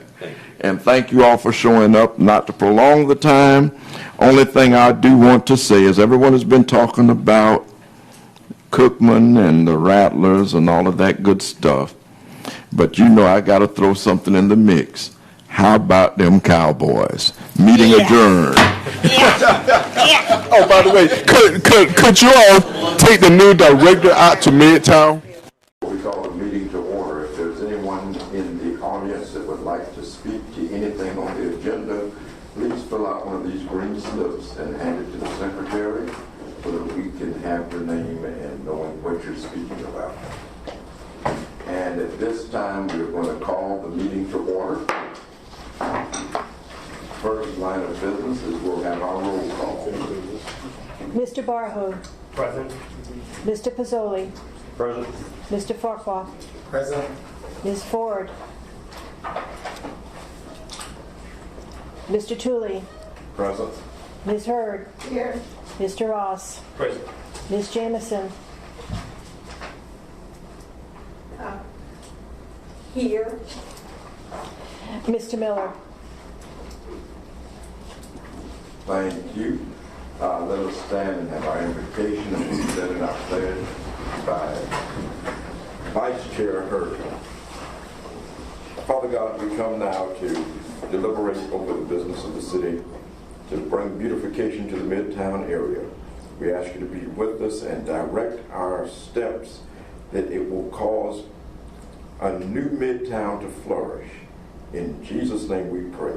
Amen. Amen.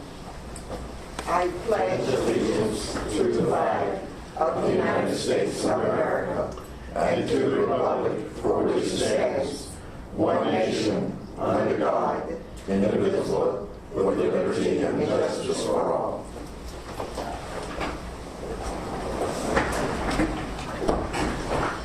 We see Ms. Ford coming in. And at this time, we will have our staff report. I'm sorry, we need to go through the minutes. Has everyone had a chance to go over the minutes for March 11th? At this time, we'll entertain a motion.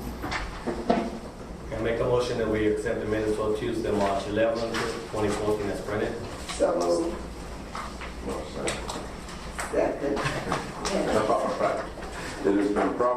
seconded. Is there any discussion?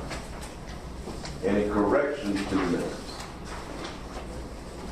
Hearing none, are you ready for the question? All those in favor, let it be known by the sign aye. Aye. Opposed, same sign, and we approve the minutes. Staff report, the staff report from the police department. We've looked over that.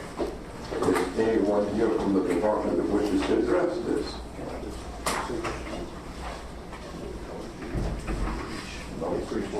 Okay. I haven't seen very many changes in it. Any discussion on the comp staff report?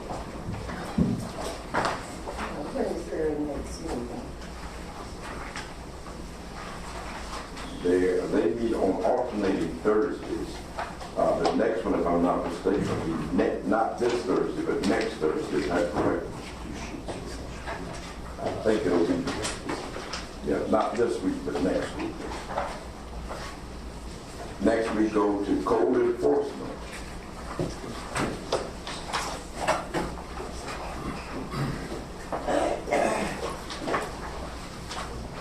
Mr. Chair, I'd like to defer this. Mr. Lopez is supposed to be here tonight, so he's probably running late. If not, then I'll try to address any issues you might have at the end. All right, and we'll move the code enforcement down. We'll try to get that taken care of before public comments and after the redevelopment project update. Next order of business is the discussion of development of 213-135 conceptual plan, Daytona Toyota style.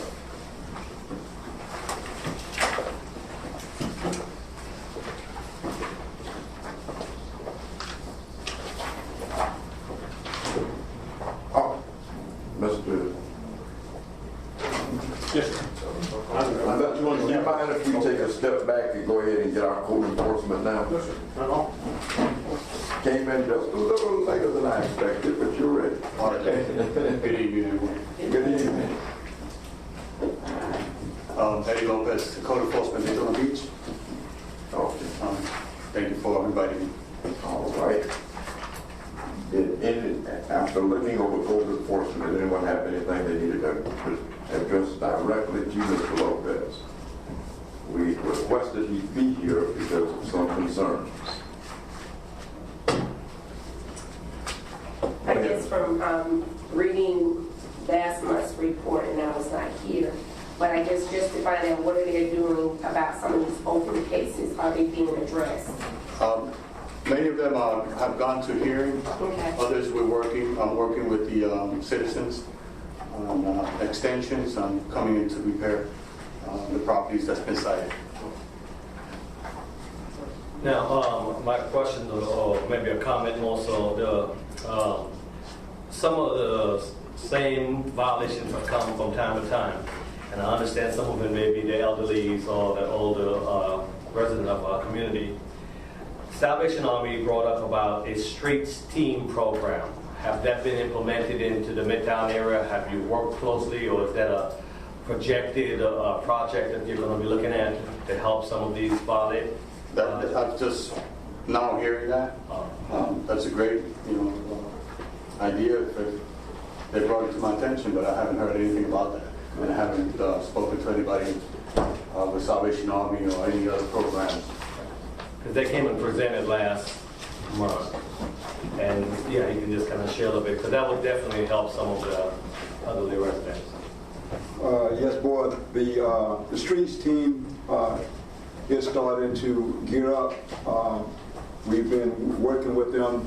Actually, have a meeting tomorrow with Public Works, and we're trying to get them on board with Public Works. Again, this is a streets team that is strictly sponsored and paid for through the Salvation Army. So we're kind of at their mercy as far as some of the things that they can do and cannot do, and work with the city and work through Public Works, trying to get them. We mentioned last month that there's certain things that they can do and certain things they can't do because of the equipment and liabilities with not only Salvation Army, but also with the city. So there will be a meeting tomorrow with Public Works to try to iron out some of the things that been keeping them from actually doing a lot of things. So we're working with them. I meet with them on a monthly basis with the Salvation Army streets team. They meet here at City Hall, and we're working closely with them to get them up to speed and get them going in Midtown. I have a question, Mr. Lopez. All right. I continue to ask, why is it that the cars continue to park on sidewalks on MLK? I know that's a code enforcement and police. It's a police issue. I have spoken with the property owner of the tire shop that also owns the property adjacent to, which is the building, apartment building right next to it. On the property there is a sign posted, no parking. I showed him the sign, so there shouldn't be any vehicles parked there. During my shift, there right now. Just a second, please. During my shift, they're not parked there, and if they are, I'll work with code enforcement liaison and have somebody go out there, a police officer to go out there. Okay, mainly on the corner of Magnolia and MLK at the record shop or the music shop there. If you go by there now, they're parked right at the door on the sidewalk. I mean, this takes away from our neighborhood. And I've been asking this for months. I'll bring it to the liaison and see what we can do there. I know that property is owned by the university, Bethune-Cookman. Not the one I'm speaking of. The record shop? The record shop? Yes. Oh, okay then. Okay. Regardless of who it belonged to, I want it to well, regardless who it belongs to, but I'm going to try and speak with the property owners to see if we can cease that activity. And I've already spoken with the tenant, which is the record shop owner there, not to park any vehicles in front of the property. Now you can park the vehicles on the side because that's his parking space. Okay, so if that belongs to Bethune-Cookman? Yes, ma'am. I'll see them tomorrow. Okay. If any help, we greatly appreciate it. I don't need any help. I need the help. I'll see them tomorrow. Okay, now, Mr. Lopez, I know that you all have dealt with the 528 Cedar Street, which was an abandoned house and people were living in it. And it was cleaned out very nicely. But they are beginning to congregate there again.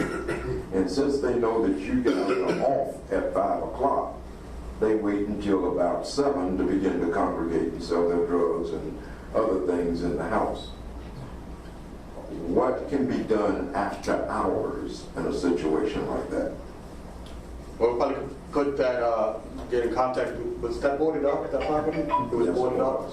So I'll speak with our code enforcement liaison, see if we can get a patrol in the area there. We do have a program, the police department has a program where it's a no trespass arrest site program, but since that property is probably going under foreclosure or through the banks, it's going to be a little bit difficult, but I can speak with the liaison, code enforcement, to see if we can work something where a patrol could pass by there on a regular basis, or when they have a chance. Okay. Thank you. Speaking of abandoned property, maybe you can tell me what's going on with the property approximately 539, 541 MLK in front of Shalom Baptist Church there. The two-story building. What's going on there? That property was bought out. I think they're renovating or fixing some stuff in that building. No, sir. Is that the corner building? The one the car ran into? The one the car ran into. Not familiar with that much. Yeah. What building was that? It is to the north of the old Shiloh Church.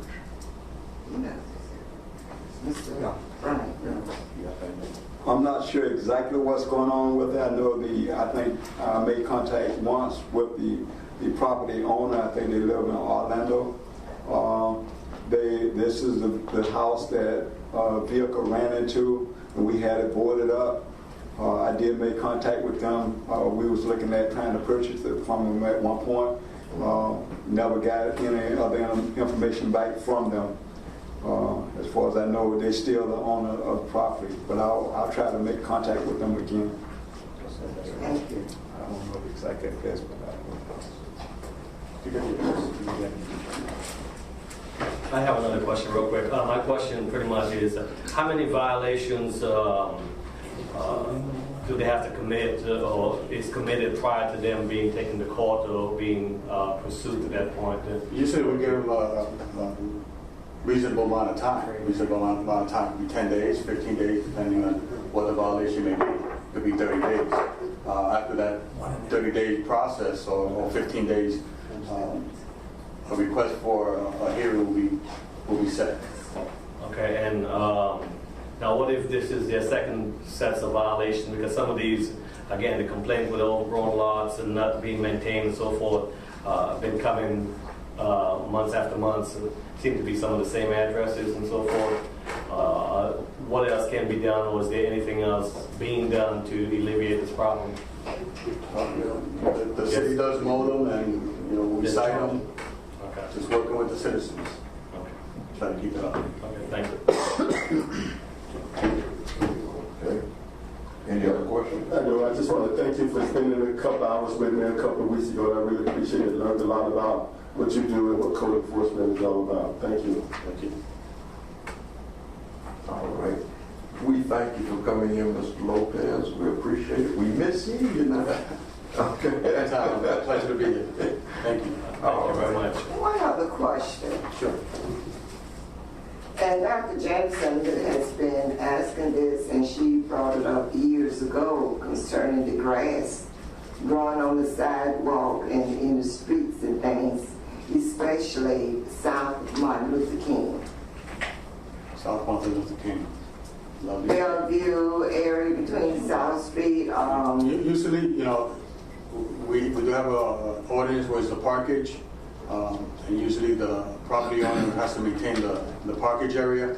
But I have had assistance with Public Works, which has mowed that area. Oh, they have not mowed the streets and the sidewalks. That's where the grass is growing. But now that's not really a code enforcement. That's Public Works. Okay, that's part of it. That's Public Works. We're working, that's one of the duties we're going to try to pass on to the streets team. That's why I said we're trying to determine the liability for them using weed eaters and equipment. And once we get that taken care of, then hopefully we'll have them out there doing some of this. Thank you. Like I said before, they did help me on a few occasions when I requested help to clean that up, so they did help me. So if they take it over, then that'd be great as well. All right. Mr. Lopez, again, thank you. Thank you. Let me. Next item is the conceptual review.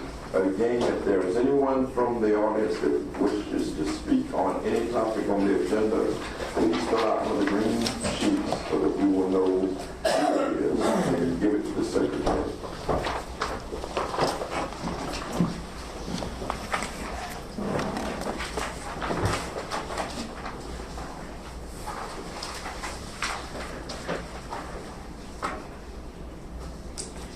Yes, sir. First of all, Mr. Chair, Charles Bryant, Redevelopment Project Manager.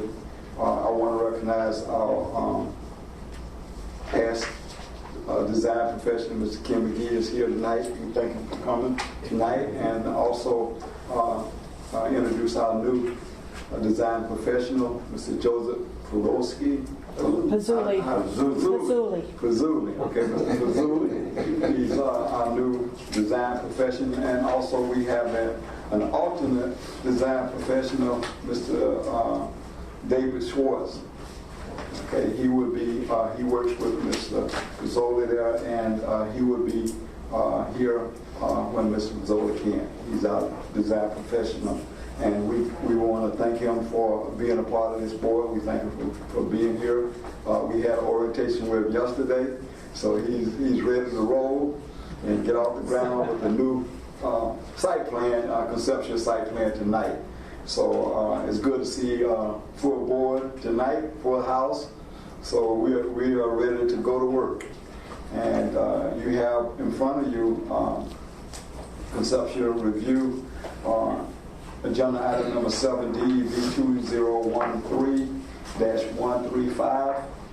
This is, the applicant is Mark Dowse, PE on behalf of Daytona Beach, BR/GC Inc., Daytona Beach. Toyota South is the project, 451 North Nova Road is the location for the project. And review board action, review the conceptual site plan as required by Article 5 and 5.1 of the Land Development Code. The project description is Daytona Toyota South is proposed 30,305 square foot auto sales and service facility. The project is located at the northeast corner of the intersection of Nova Road and West International Speedway Boulevard, West ISB in the Midtown Redevelopment area. The project site is currently vacant. The site was a former location of Daytona Beach Lincoln automobile dealership. The previous use was auto sales and service. The applicant is proposing to redevelop the site with a new auto sales and service dealership. This is a site plan over 20,000 square feet for the review and input of the Midtown Redevelopment Area Board. The applicant is requesting that the board review the attached site plan information and provide any comments for the conceptual review of the project. The project has been through one review by staff. During review, staff noted that the site is required to meet the compatibility requirements in Article 18-1.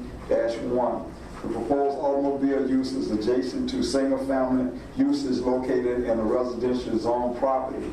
The property is located to the east of the site along Harvey Street of single-family uses. The project is required to have a 10-foot landscape buffer with a wall on the east boundary line.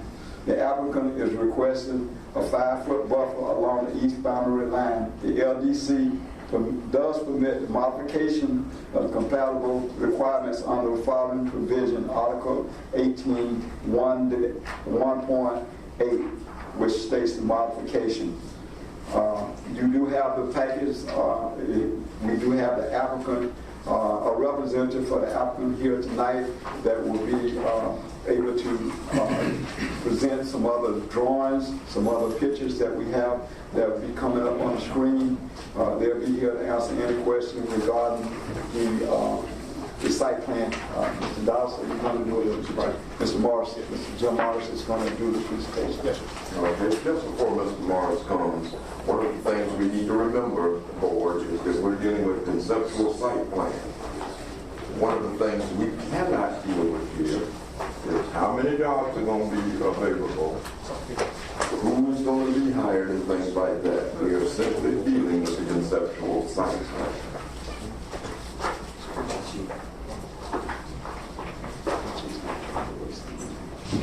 Okay, I'm going to use the paper. But thank you, I'll do this. All right, we move on to Chairman Charles. Board members, I'm Jim Morris.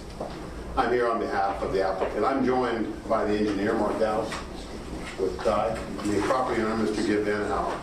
Mr. Danahower owns Daytona Toyota as well on Nova Road, which is further north. And I mention that because He's invested in the community. That property isn't in Midtown, but you can see how well they keep their property up. And this is the old Daytona Lincoln Mercury. Everybody knows about it. I've looked at it a bunch, looked at it a few minutes before I came here.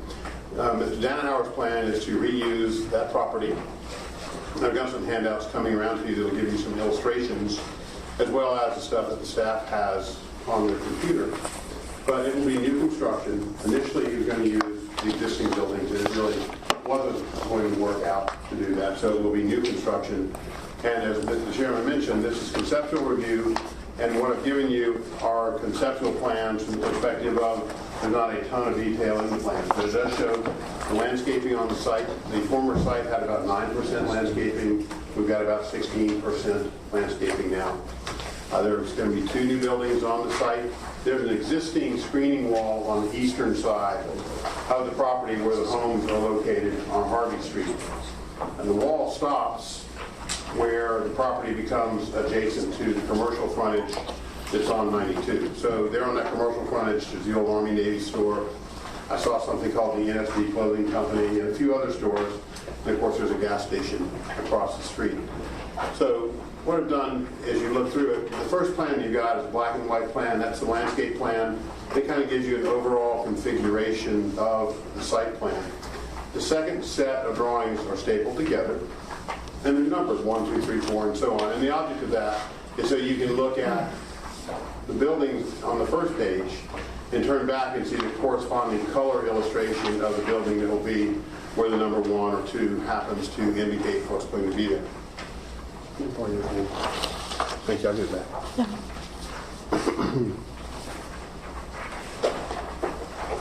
So if we start with number 1, that's the Nova Road frontage. And I know that y'all probably noticed some construction immediately north of the property. That's O'Reilly's. And O'Reilly Auto Parts is coming onto that site. So it looks to me like a little preliminary earthwork occurring there. Yeah. But the property before you tonight has not been disturbed. It's been picked up some, but really it needs to all go, as you probably know, and be replaced with new construction. So building number 1 will be the biggest building on the site. It's illustrated on the next page where you see the large red number 1 to show you the facade of the building. And then number 2 is actually a separate building. And when you go back to the site plan, you see that it's the one that would sort of be to the east and a little bit north of Dunkin' Donuts. So Dunkin' Donuts is going to stay there. Ma'am? Krispy Kreme. I'm sorry.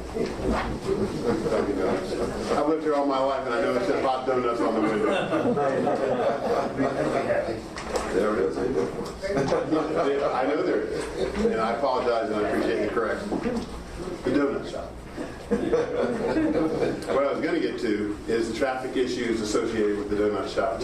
From the standpoint of the donut shop as an independently owned piece of property, that property owner likes the way things are situated, and while not a city planner in the world would approve that today, not a donut shop owner in the world is going to give it up today. Because people can zip in, zip out, and that's what suits the business, and I guess, it stayed there and survived. So, anyway, the second building is the one that's going to be more towards the 92 frontage. And then if you look at illustration number 3, that shows you the view that you would see if you were on 92. And if you were westbound on 92, you'd look to your right-hand side while you were stopping at the traffic light. And this will be just to the west of the existing little commercial group where the Army-Navy store is and the other things that are there in that group of buildings. From the standpoint of the homes on Harvey Street, the wall back there is approximately 8 feet tall. I know the code says it should be shorter, but I actually went and took photos of the site and counted the courses of block. Block are about 8 inches tall, and it turns out to be about 8 feet in height.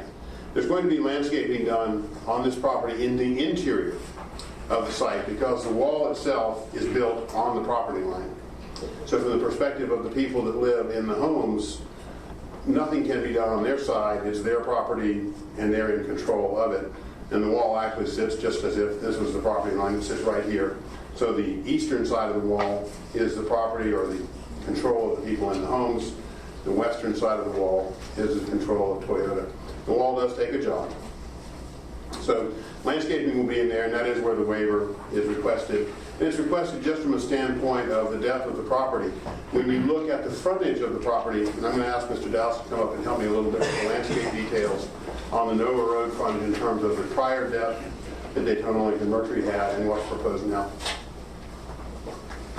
Good evening. My name is Mark Doust. I'm the project engineer, and our firm did the surveying, engineering, and landscaping for the project. Currently, if you go out there today, you'll notice on Nova Road there is no landscape buffer. The asphalt comes right up to the road. One of the things in working with the city, we knew it was a constrained site, but one of the things they really wanted to try and hold the line on is a full 25-foot landscape buffer along Nova Road. So the redevelopment of the site includes that full buffer. Also, I might point out along 92, currently there's no landscape buffer, and the code calls for 10 foot, and a full 10 foot is being provided. Those were things that were pretty hard and fast requirements. It did make the site a little constrained, but we were able to work through it, but I wanted to point those out to you. So I think that really gives a fairly full explanation of the site. We're here to answer your questions and hear your comments, and we have to come back to you again for a more detailed site plan review, and I'm hoping that could be at your next meeting. Mr. Dannenhauer has owned the property for a while, and I asked him about his construction plans, and in this day and age, when you read the paper that says, well, they're on hold and they're not doing anything. Mr. Dannenhauer's position was exactly the opposite. He is not on hold, he's ready to go, and going to go ahead and clear the site, build the new buildings. Construction, he estimates, will take probably a year from the time they commence, because in that time period, effectively, everything is going to be replaced. The paving will be reworked a little bit. There'll be utilities work done on the property. The structures themselves will be completely removed. New structures put in place. New landscaping in place. The screening wall that's in the back will stay in place and never be disturbed. And that's really, I think, what I've got to tell you about it. But I know that you may have questions, and I might have made another mistake somewhere along the line. So if so, ask me. I do have a question. It says it requires a 10-foot landscape buffer wall with a wall on the east boundary line. Yes, ma'am. You're requesting a 5-foot instead of a 10? That's correct. And along that, Right. the face, if you go back to the landscape plan, which was the first page. And when you go on Harvey Street, there's a couple of houses that sit in what effectively is like the cove of the wall. And by that I mean this area here where the wall runs north-south, the homes are west, and the dealership, east, and the dealership is west. In that area, to try and line the service road, and what you have to do to consider this is begin up front where the city wants a 25-foot landscape buffer. Then you look at this is the area for display and service, and the structure itself, and then lining up the corridor road coming down along the back line is where the space gets consumed. Now, if this was new construction and things didn't coexist the way they do already, and it was a new site too, I suppose it would be a little bit different circumstance. But the fact is that the homes that have been there a long time. I don't know how long, but I'm going to say probably the 70s. Dealership was built somewhere in that same time period. And my point is, while the dealership was active in a part of the community, the homes and the business coexisted. We're coming in now with new construction, and one of the things that's going to happen when you deal with new construction, the lighting standards today are much different than you would have had in the 70s in terms of protecting homes from the glare and so on the backside.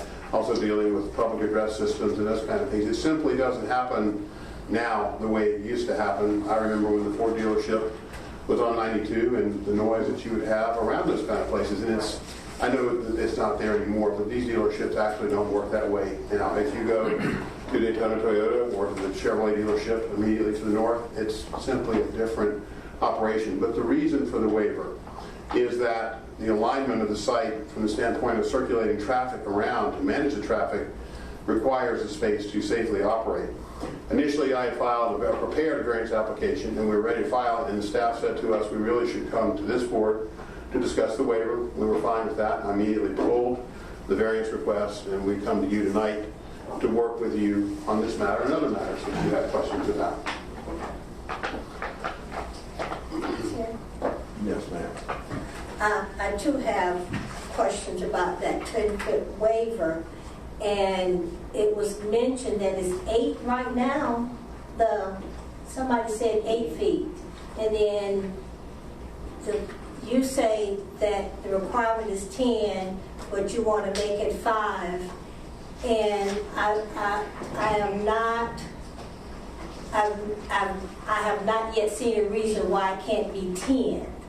I think the 10 is that wall is primarily not for traffic flow, but for noise into the neighborhood. But the second part of that is you're asking us about it, but I think you should ask the residents on Harvey Street which is best for them, a 5 foot, 8 foot, or 10 foot, whichever it's going to be, because I'm not so concerned about, as you say, traffic flow, but it's the noise factor that they're concerned about, and that wall will at least block the noise from in their neighborhood at night. So, and I'm also wondering if when this is sent to be approved, under what circumstance, you can answer this, under what circumstances would you be given that waiver? So I'm just wondering, what was the requirement for the 10 foot? And if it's the noise factor, then what you're saying won't make any difference to whoever's going to approve it. I'm just wondering about that. But we're not at that point. Anyway. And before you answer that, can I just say, what is the foot of the building currently at the Daytona? Because my parents own property on Walker with his current dealership. So how tall is that wall? Let me try to get that question and come back to you, and I'm going to ask Mr. Dowse to come back to you. Excuse me, Chairman. May I try to answer that question first? Okay. First and foremost, the wall is there, not going to be moved, not going to be changed. It's on the property line. So the wall, as far as the screening is concerned, the wall really does the primary job. From the standpoint of the landscaping that's going to occur adjacent to the wall, the issue there I don't think is whether it's 5 feet, 8 feet, or 10 feet from the standpoint of what screening it does. I think really the key issue is the sort of plants that you put in it that go above the wall and act to really buffer above the height of the wall, both from a light and noise perspective, because you know that trees and canopies are going to have an effect on reduction of noise, where if you did 5 feet of hedge plants or 10 feet of hedge plants, it wouldn't make any difference at all. From the perspective of the site design, I'm going to ask Mr. Dowse to come back. And then, Chairman, when that question is answered satisfactorily, if we can answer Ms. Ford's question, we'll try to do that. My concern is the residents knowing this, not us. Well, that's what I'm saying. There is the a notice residents knowing process, that. Excuse me. Sure. Well, the residents have notice of what's going on here. If you want me to go down there and see the folks, I'll go down and see That's the what I want to know, what you have said to the residents. We haven't spoken to the residents. We've given the notice that's required. This is our first step. We've got to come again. And I'm not sure if you heard me, but you said if you want me to go down and see the folks on the street, I'll go see the folks on the street. I have to. I'll go. I'll tell you right now, though. I just have one more question and I'm finished. This is Toyota. I'm very familiar with them. I owe them money. Are you moving that facility? No, ma'am. This is a second one. It's in addition to. Okay, all right. Daytona's been good to Daytona Toyota. Been good to me.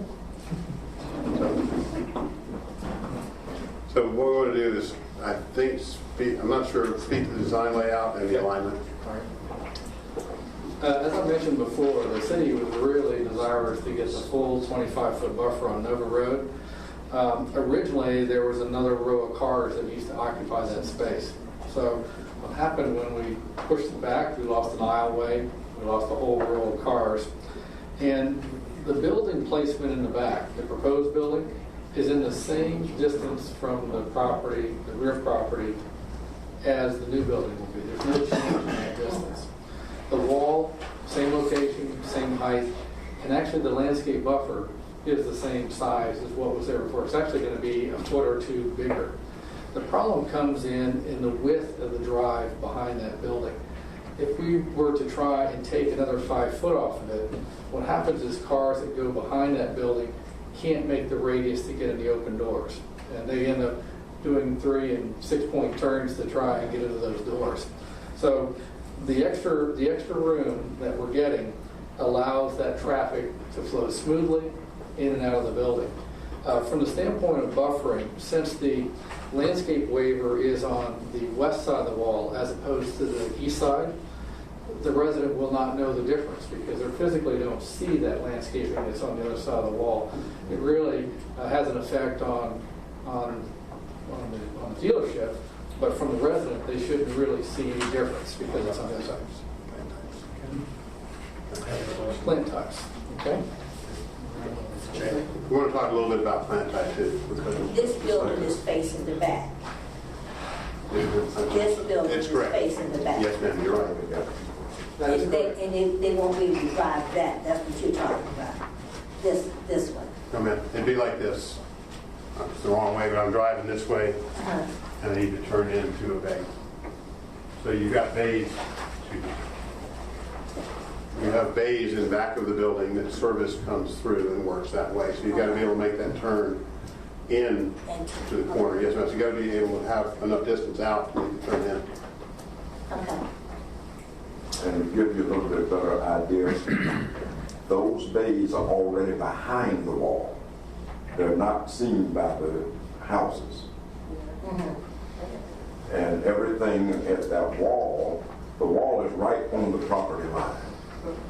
So what they're doing is trying to modify so that they can get in, and they're going to try to keep the same type of footprint that's already there. Jim wanted me to talk a little bit about the landscaping that is behind the building. Right now, there probably isn't anything that's in that 5 foot that's existing. But the proposal is to put a viburnum hedge in there, which is a very dense hedge. Of course, it's on the other side of the wall, so the residents really won't see that. But we do have a series of trees that are along the back. And the good thing about trees is they do have a canopy that extends above the wall.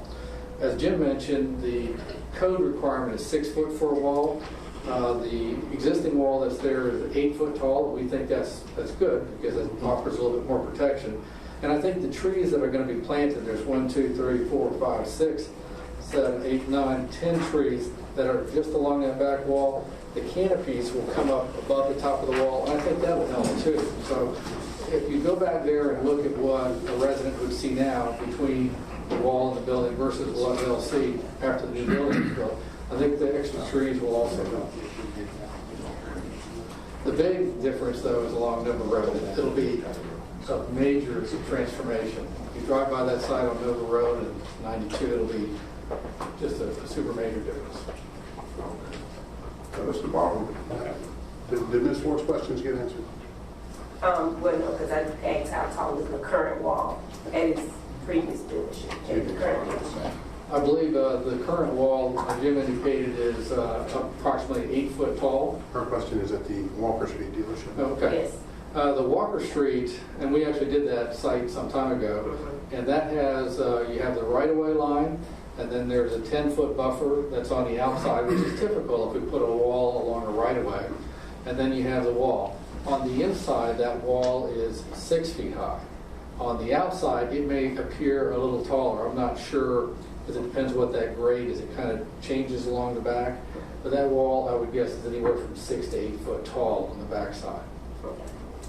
And I asked that question because we don't have a lot of the noise disturbance with where my parents' house is now. So I'm trying to compare it to what you're trying to do at the new property.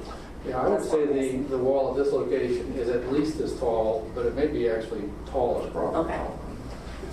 And while Mark was speaking, for both board members here, I went over and asked Mr. Berger about the landscape plan. We'll take a look further at the landscaping plan. Because to one thing, the hedge plants, while they might be code compliant, don't really make much difference to anybody. So that we could look at working with the staff on a plan that you might say as board, well, it's not 100% code compliant, but it's a better approach because you got more canopy, which gives you more buffer, which is going to dampen down the noise, do everything light, whatever the case might be, with the exception of oak pollen. I don't know what you do about that. I'd like to know. First of all, one is a comment to have something done to that site, and For it to cross two major thoroughways within the city, I think it's definitely a plus to do something like that. My question is, will a current traffic study be done for the ingress and egress of traffic into and out of that building? I know the old traffic pattern, of course, they had the ingress and egress there based on the population at that time and the traffic, and of course we had some widening and some road changes. Will there be an additional traffic study? I don't think there is an additional traffic study in the traditional sense, Mr. Barhu, and I might even address the board, but from a traffic study perspective, typically you look at traffic counts for a new use, since it's a replacement use, effectively the same. There won't be a new traffic study because the trip generation is going to be about the same. From a standpoint of the site design, the ingress, egress to the site is being designed to be consistent with city standards. Okay, so that, again, that corner, that area is already complicated by folks going in and out. As far as greater traffic backup on International Speedway and then also on Nova Road, folks coming in and out, it can be very dangerous for folks. So there's no question. Something that, no question that it's tricky. And you know, it's when you think back when all the automotive dealers effectively were on 92, a few were on Mason, but then the move came along with the marketing ideas that the auto mall would be the right idea. Buick moved west, everything moved away, and Ford and Lincoln Mercury, in a sense, went away as a brand, and the dealership languished. But from the perspective of Mr. Dannenhauer, he has stayed more in the core of Daytona and done business here, and he's investing in it again. And this is in the redevelopment area, and of course with tax increment financing, this is going to be an improvement to the tax base that your board has to do other work within the city. And, you know, it's not lost on us that there was some controversy in keeping the automotive zoning, but really this is the right reuse of the property. And with O'Reilly's coming in, you're seeing happen in the center of Daytona, equivalent to what's happening down near the center of Port Orange at Dunlawton and Nova Road. And of course, Port Orange over the years, most recently, has been developing more, and Daytona Beach is working on coming back. So we think this is a positive contribution, but we're certainly going to try to make the best that we can, and we'll work with the staff on these issues. Well, absolutely. I think it's definitely a positive venue for our city and for the Midtown area. My concern, again, is the safety of our citizens in our community. And I think from that standpoint, going in and out, I've traveled it many times and pretty much every day. And so, again, with folks going in and coming out of the business, I was just wondering, was there going to be any additional precautions or cautions that go up there, only from a safety perspective? If I might, let me talk a little bit about the design review process, because we're here with your board as a citizens board to get your input, but we also deal with the professional staff of the city, which includes their traffic engineering section. And Mike Markham is the person that handles that from the city's perspective, in conjunction with city engineering, utilities folks, planning folks. And primarily traffic deals with the design standards on driveway radius, placement, etc. And I know it's been a while that people talk about how do you deal with Krispy Kreme and the traffic that it has and working the driveways around that. So the staff is acutely aware of that. And this is a new site plan. It isn't one that's being just simply re-put out. So we're going to meet the current city standards. We have current city review, and they're going to look at these things. And when you think about the driveways, I guess the three essentials to me is placement, width, and radius of the driveway so people can safely move, people can safely see. And I think probably the 92 side is a greater problem than the Nova side simply because of the way traffic backs up. The Nova side, I think, will be a reasonably easy one to work with. I guess if you got somebody at the tail end of the green light, that might be an issue, but we're going to work on all that. Thank you. All right. Sure. Yeah. The existing wall is 8 feet tall. Is that a masonry wall? Yes, sir, it is. What happens to the residential side of the wall? Is that a stucco finish? Is it? No, sir. It looks to me like it's a raw block finish. And if it was ever painted, I can't tell it now. Mm-hmm. It is a dark green. It's mildewed or molded. From the perspective of maintaining the wall or painting the wall, if the property owner's permission, we'd do it, but we have to have their permission. Right. So it would really be up to the property owners to give you permission to go in there and just spruce it up or make it look acceptable. What about lot 20, which is where the wall jogs? It's on the north side. That lot, that residential lot, has 2 sides that are walls. Okay, you're talking on the southern end. On the southern end, yes. Sir. So, and then it appears to me, I'm not sure, there's no scale or dimensions on these drawings, but it appears to me that that buffer is thinner than the buffer on the west side, or the, yeah. Is that true?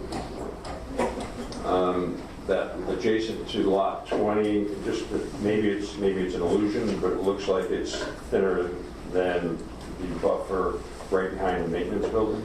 It is. It's actually right at 5 feet, and the waiver is for 5 feet. The one that's right behind the building, I think, is 6.5. Okay. It's a little bit bigger. So it's slightly bigger than the 5, which is...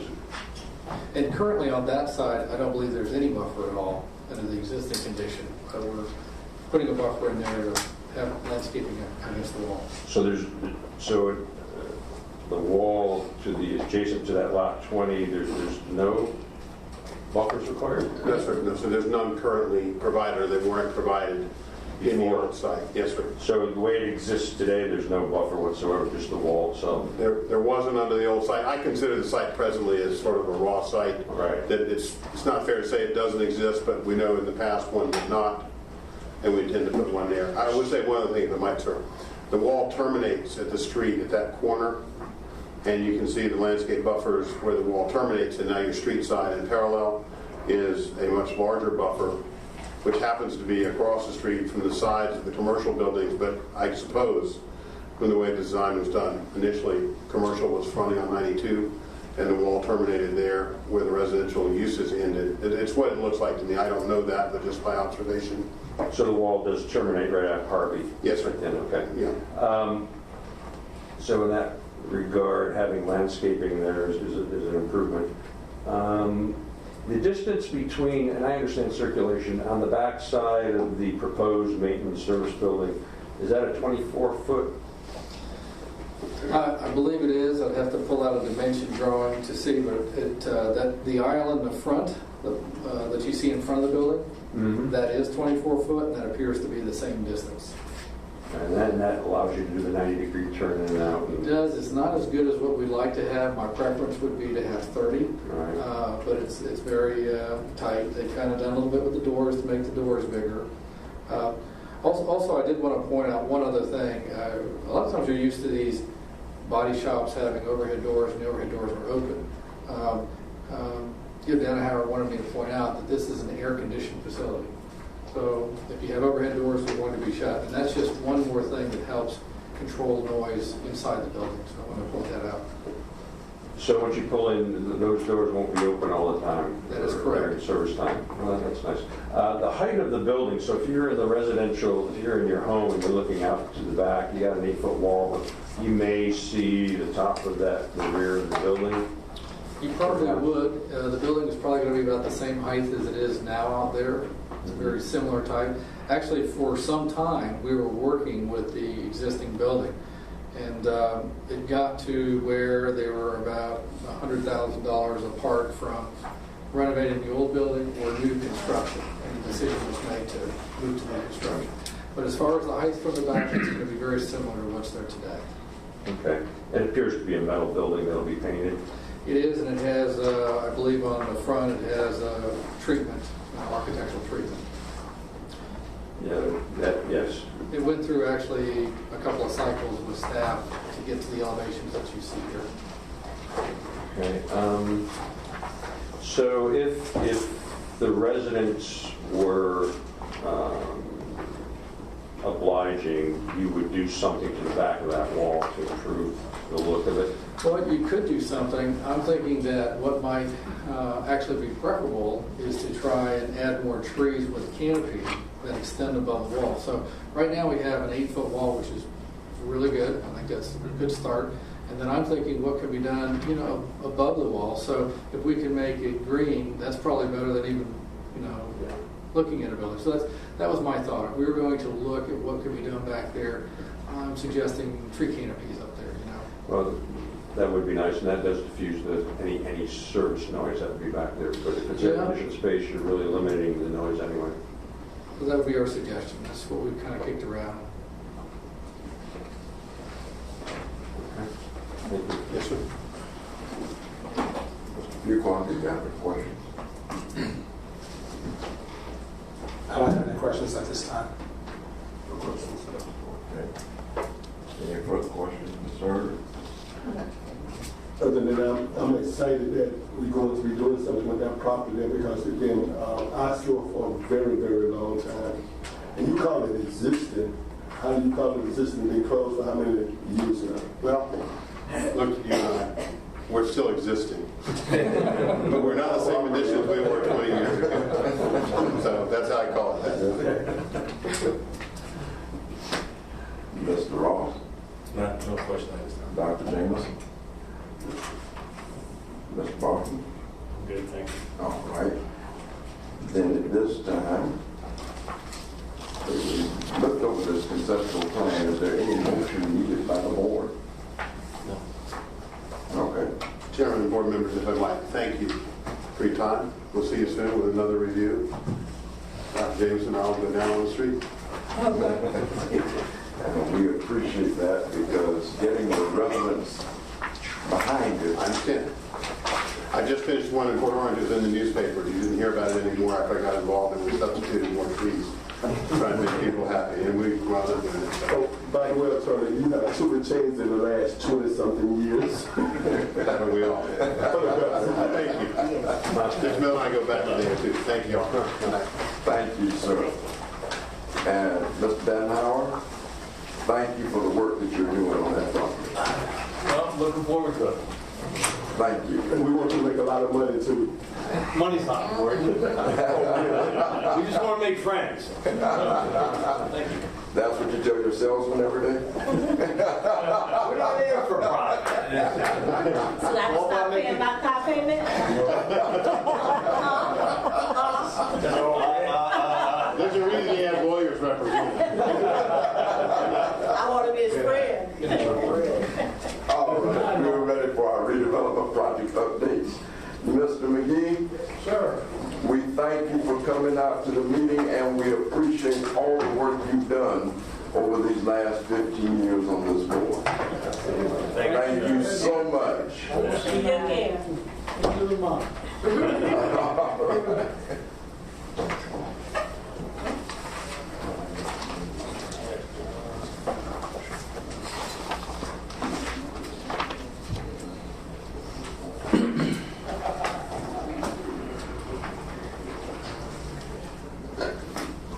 Board, by now you all should have received a letter in the mail or an email, a phone call about the Midtown workshop that will be April the 22nd from 4 p.m. until 8 p.m.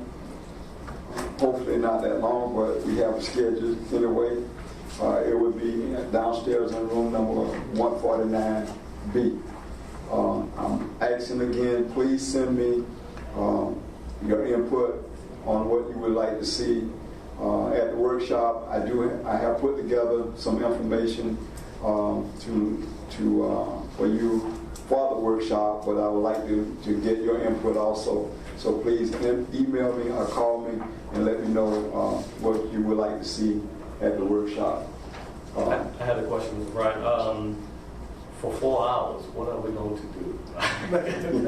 Well, hopefully it won't be that long, but we've got the schedule. We have the room space. It depends on the board. If you know the information that you pass on to me, we'll try to make sure we have it in an agenda format, so we can go by the agenda, and hopefully we won't be there for 4 hours. But I schedule like that.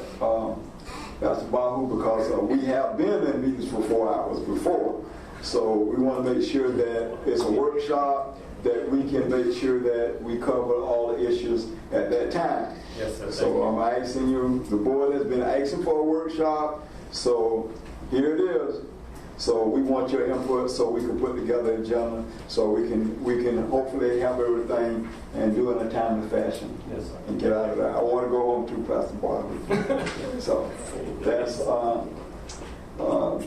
for the April 22nd. The only other item that I have is I've been trying to get out in the community to look around. I was out today for a little while, riding around looking at some of the projects that are coming out and trying to get some other things going. We've got a lot of interest. Been receiving a lot of interest in buildings in Midtown on Mary McLeod Bethune and Orange Avenue. I guess people are starting to get more into and feeling better about opening up businesses. We've been getting a lot of inquiries by restaurants in our area.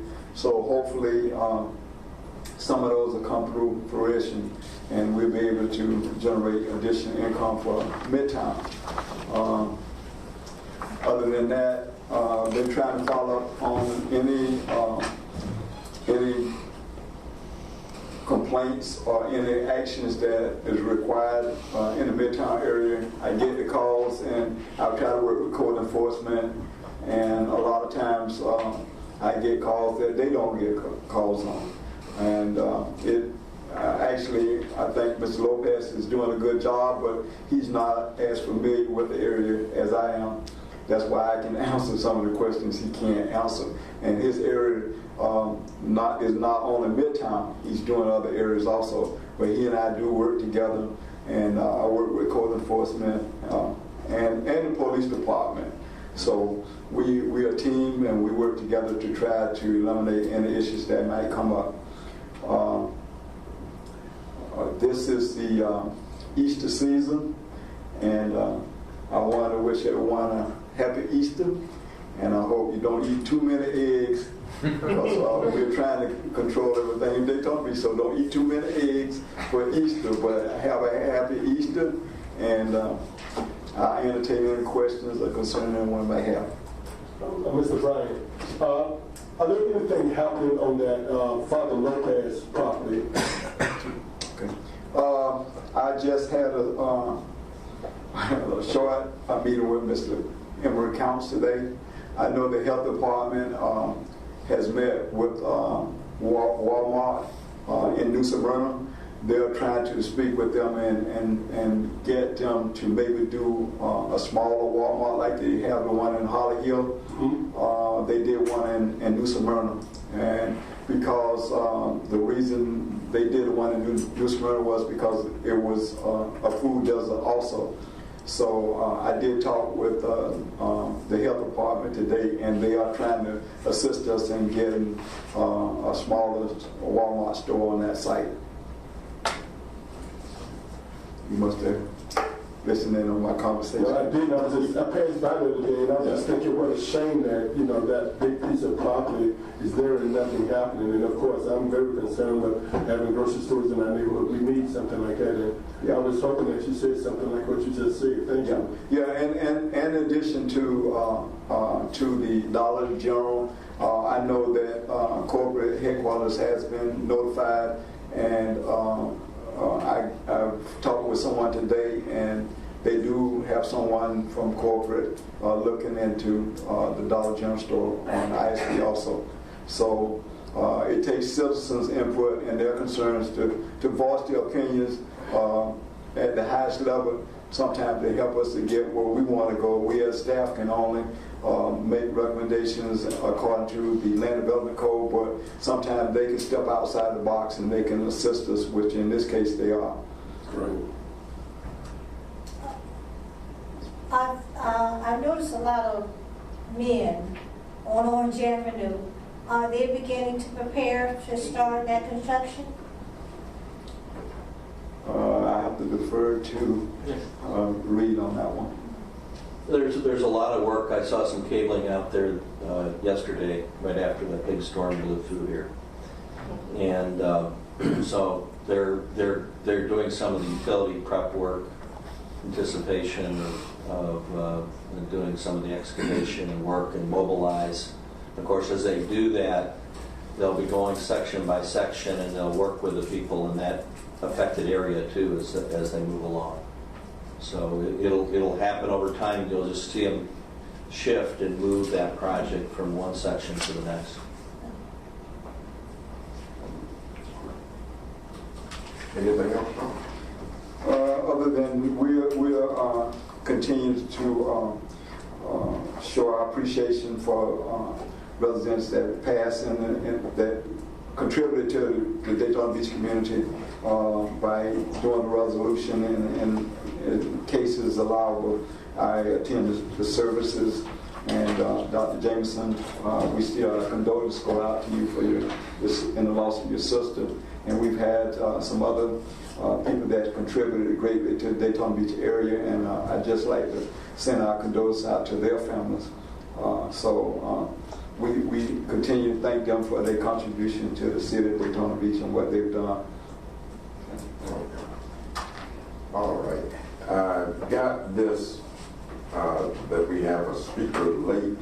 The conceptual plan has already been talked about, but Ms. Jones just gave me a sheet wishing to address the conceptual plan. Come on up, Ms. Jones, and you have a 2-minute time limit.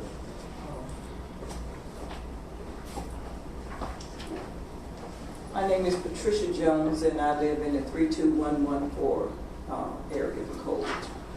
My concern was that there was a question asked by the board about the wall on the resident side, the buffer wall on the resident side. I don't feel that was answered adequately. They were concerned about the canopy of trees on the business side that would have a effect of the sound effect on the residents' side. And it was asked what would be done about that fence. They said, the buffer, it was mildewed and all of that. Nobody really addressed that properly for the question that was asked, and that was my concern. If there's something to be done, it needs to be brought to their attention that they didn't address that issue. Well, the answer that was given was that they can't do anything without the permission of the residents, because that wall is right on the property line. They would have to go into the residents' property to do anything with that wall. So they have said that they will talk with the residents. Okay, but they didn't give any suggestions about what they might do if they did have approval of the residents to do that. Okay, I see what you're saying. Okay. And I would like to make an apology for not being here. I took care of my sister for 8 weeks. I was sick, and this is the first of the year, and I had to do stuff at my church for getting things out. So this is my first meeting of the year, and okay. I'm glad to be back. All right. Okay. Thank you for coming. Okay. If I could, in response to that, what staff will do is we will ask them what their plans are. We'll encourage them to have those conversations with the adjacent property owners and make sure that there's some communication and what ultimately their plan is, and maybe we'll know that by the time we get in front of you the next time. Okay. That'll be real helpful. I have a sheet here for Mr. Pierre Lewis.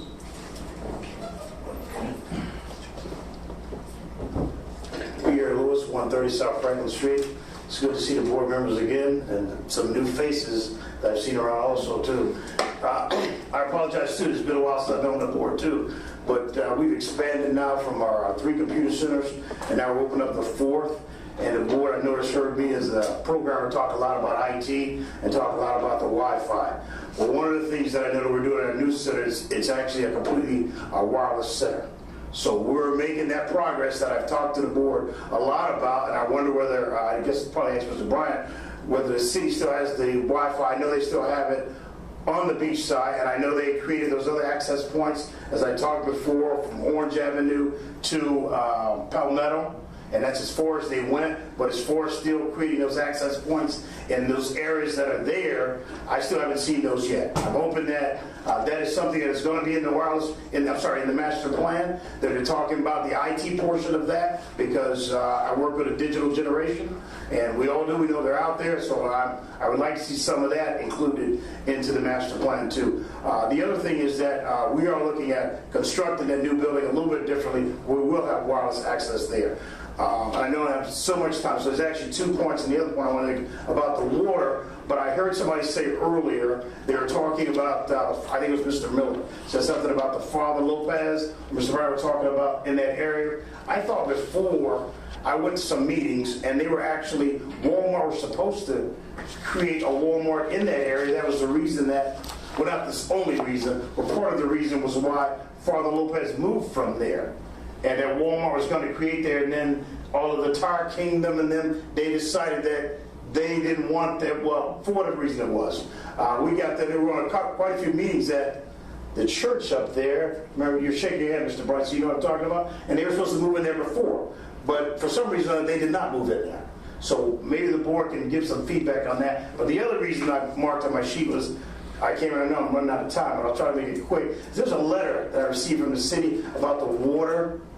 I'm wondering if I was the only one that got that, about the coliform bacteria. Because I addressed it and I mentioned, you've already discussed it? No, we received it. You received it? Because I mentioned it before, and I called Ms. Cook that was on there. I said I saw the letter and I was concerned about it. I'm a health guy. I'm old, everybody knows I'm retired, so I tend to juice a lot. So I wash a lot of my vegetables. I'm juicing for my aunt. I'm juicing for my mother. I've got all these vegetables from Lee's Market. 30 seconds, yeah. And I said today, I called her and I said, what kind of water am I putting on the vegetables there? She explained to me that although we're only 9% over the limit, we're supposed to have 5% or whatever, we're only 9% over that time, they're supposed to send us some subsequent paperwork on that, but I have yet to receive that in the mail. So maybe somebody else received it, but I have not. Okay? That's it. Thank you. All right. All right, bye-bye. Yeah. And in regard to the water situation, we have spoken with people in the lab directly. And what happened is in January, it was 0.9 over the 5 limits that it was supposed to have. That's what the EPA says. Right. And the EPA people have all checked it out. The next time that it was read, everything was fine. We found out that they've treated everything, they've added more treatment in, and the water came back fine. So that particular letter was sent out 3 months after everything was checked out. And that's because that's what the law says. That's not this letter I'm talking about. This letter was sent. Oh, okay. I must read specifically that letter. Okay, because this letter, okay. I stand corrected. Yeah. Now, we also found out that on the website for the city is the quality of the drinking water is on the website under the Now, I did ask that question, and she told me they didn't have it on the website, so maybe she put that now. No, it's on there now. Do you know what link it is? It's under utilities. I looked under utilities, I didn't see it. Yeah, and the reason I know it's there because I talked with the national EPA. I did too. And I found it with them. I called them. Okay. Okay. I'll look for it on the city's website. It's on there. All right, thank you. Thanks. Yes, sir.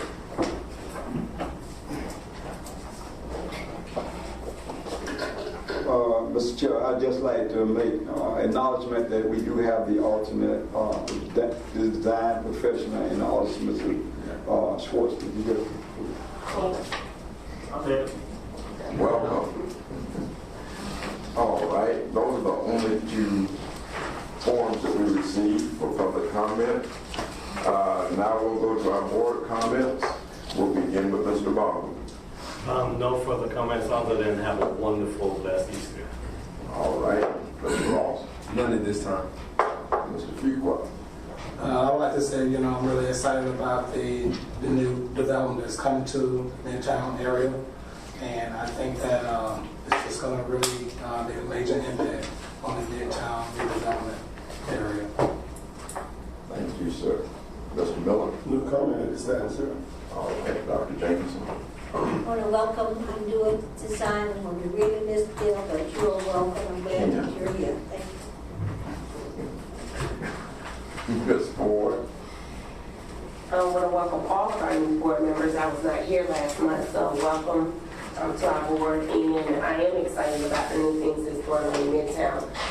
I just want to make sure that everything comes in consideration of the residents. Because I was raised with a dealership in front of my house.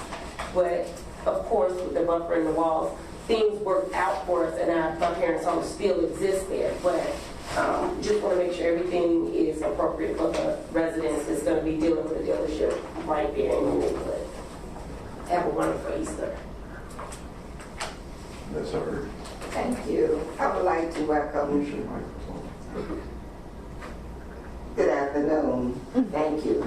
I would like to welcome the new members of the board, the both architects, the assistant, and the main one. And we always going to miss Ken, but we know time, over a period of time, everything changes. I also would like to indicate that the Maryland Bethune Cultural Heritage Arts Festival has begun. They had the reception last night, and it's still going on all week. And tomorrow night, Dr. Bethune invites all of us to go to the Black Film Festival red carpet event at the Cinematic on B Street, and the price is $10. Thursday, Friday, and Saturday, we will be in the park along with other activities, and Sunday afternoon at 4 o'clock, the Pack Center, the annual concert, the Bethune-Cookman annual concert will be given at 4 o'clock. To each of you, have a happy, happy resurrection. Don't eat too many eggs, as has been stated. And we'll see you on the 22nd. Did you have any comment? I just want to say I'm very pleased to be here, and I appreciate everyone's warm welcome, and I look forward to engaging in the Midtown. Thank you. Now, Mr. Miller, if your question is not going to stir up a huge discussion. I assure you it's not. I just want to thank staff for taking the time out and making that date for the workshop and not doing it on the 15th and doing it on the 22nd, because I would not have been present because of my tax practice. All right. I want to thank everyone for coming out tonight. We especially want to thank and welcome on board Mr. Joseph Fazuli. And we thank you for being here. I think your input will be very, very good to our board. We're going to miss Ken, no doubt. Midtown is in his heart, and he practices in Midtown, so we're really going to miss him. He came out earlier and had to leave early, but we do want to let everyone know to please express your thanks to him as you see him. I thank, of course, our staff for doing a marvelous job. Now, Secretary, please tell me your name again. Joanne Crowler. Ms. Crowler, thank you for filling in tonight. You did a marvelous job. Thank you so much. And of course, Mr. Berger, Mr. Gross, and of course, our favorite, Mr. Bryan, and the audio-visual department, we thank you for your help. At this time, I'd ask one question about Ken. Can we give him a plaque from the city? Can we give him? Yeah. What I would suggest is this is another reason. Come to the workshop. Ken's going to be there. This is an opportunity. Okay. Hopefully he doesn't watch this. no, he's on his way home. Tell his wife to tell him to turn it off. All right. And we will adjourn our meeting. What time is it?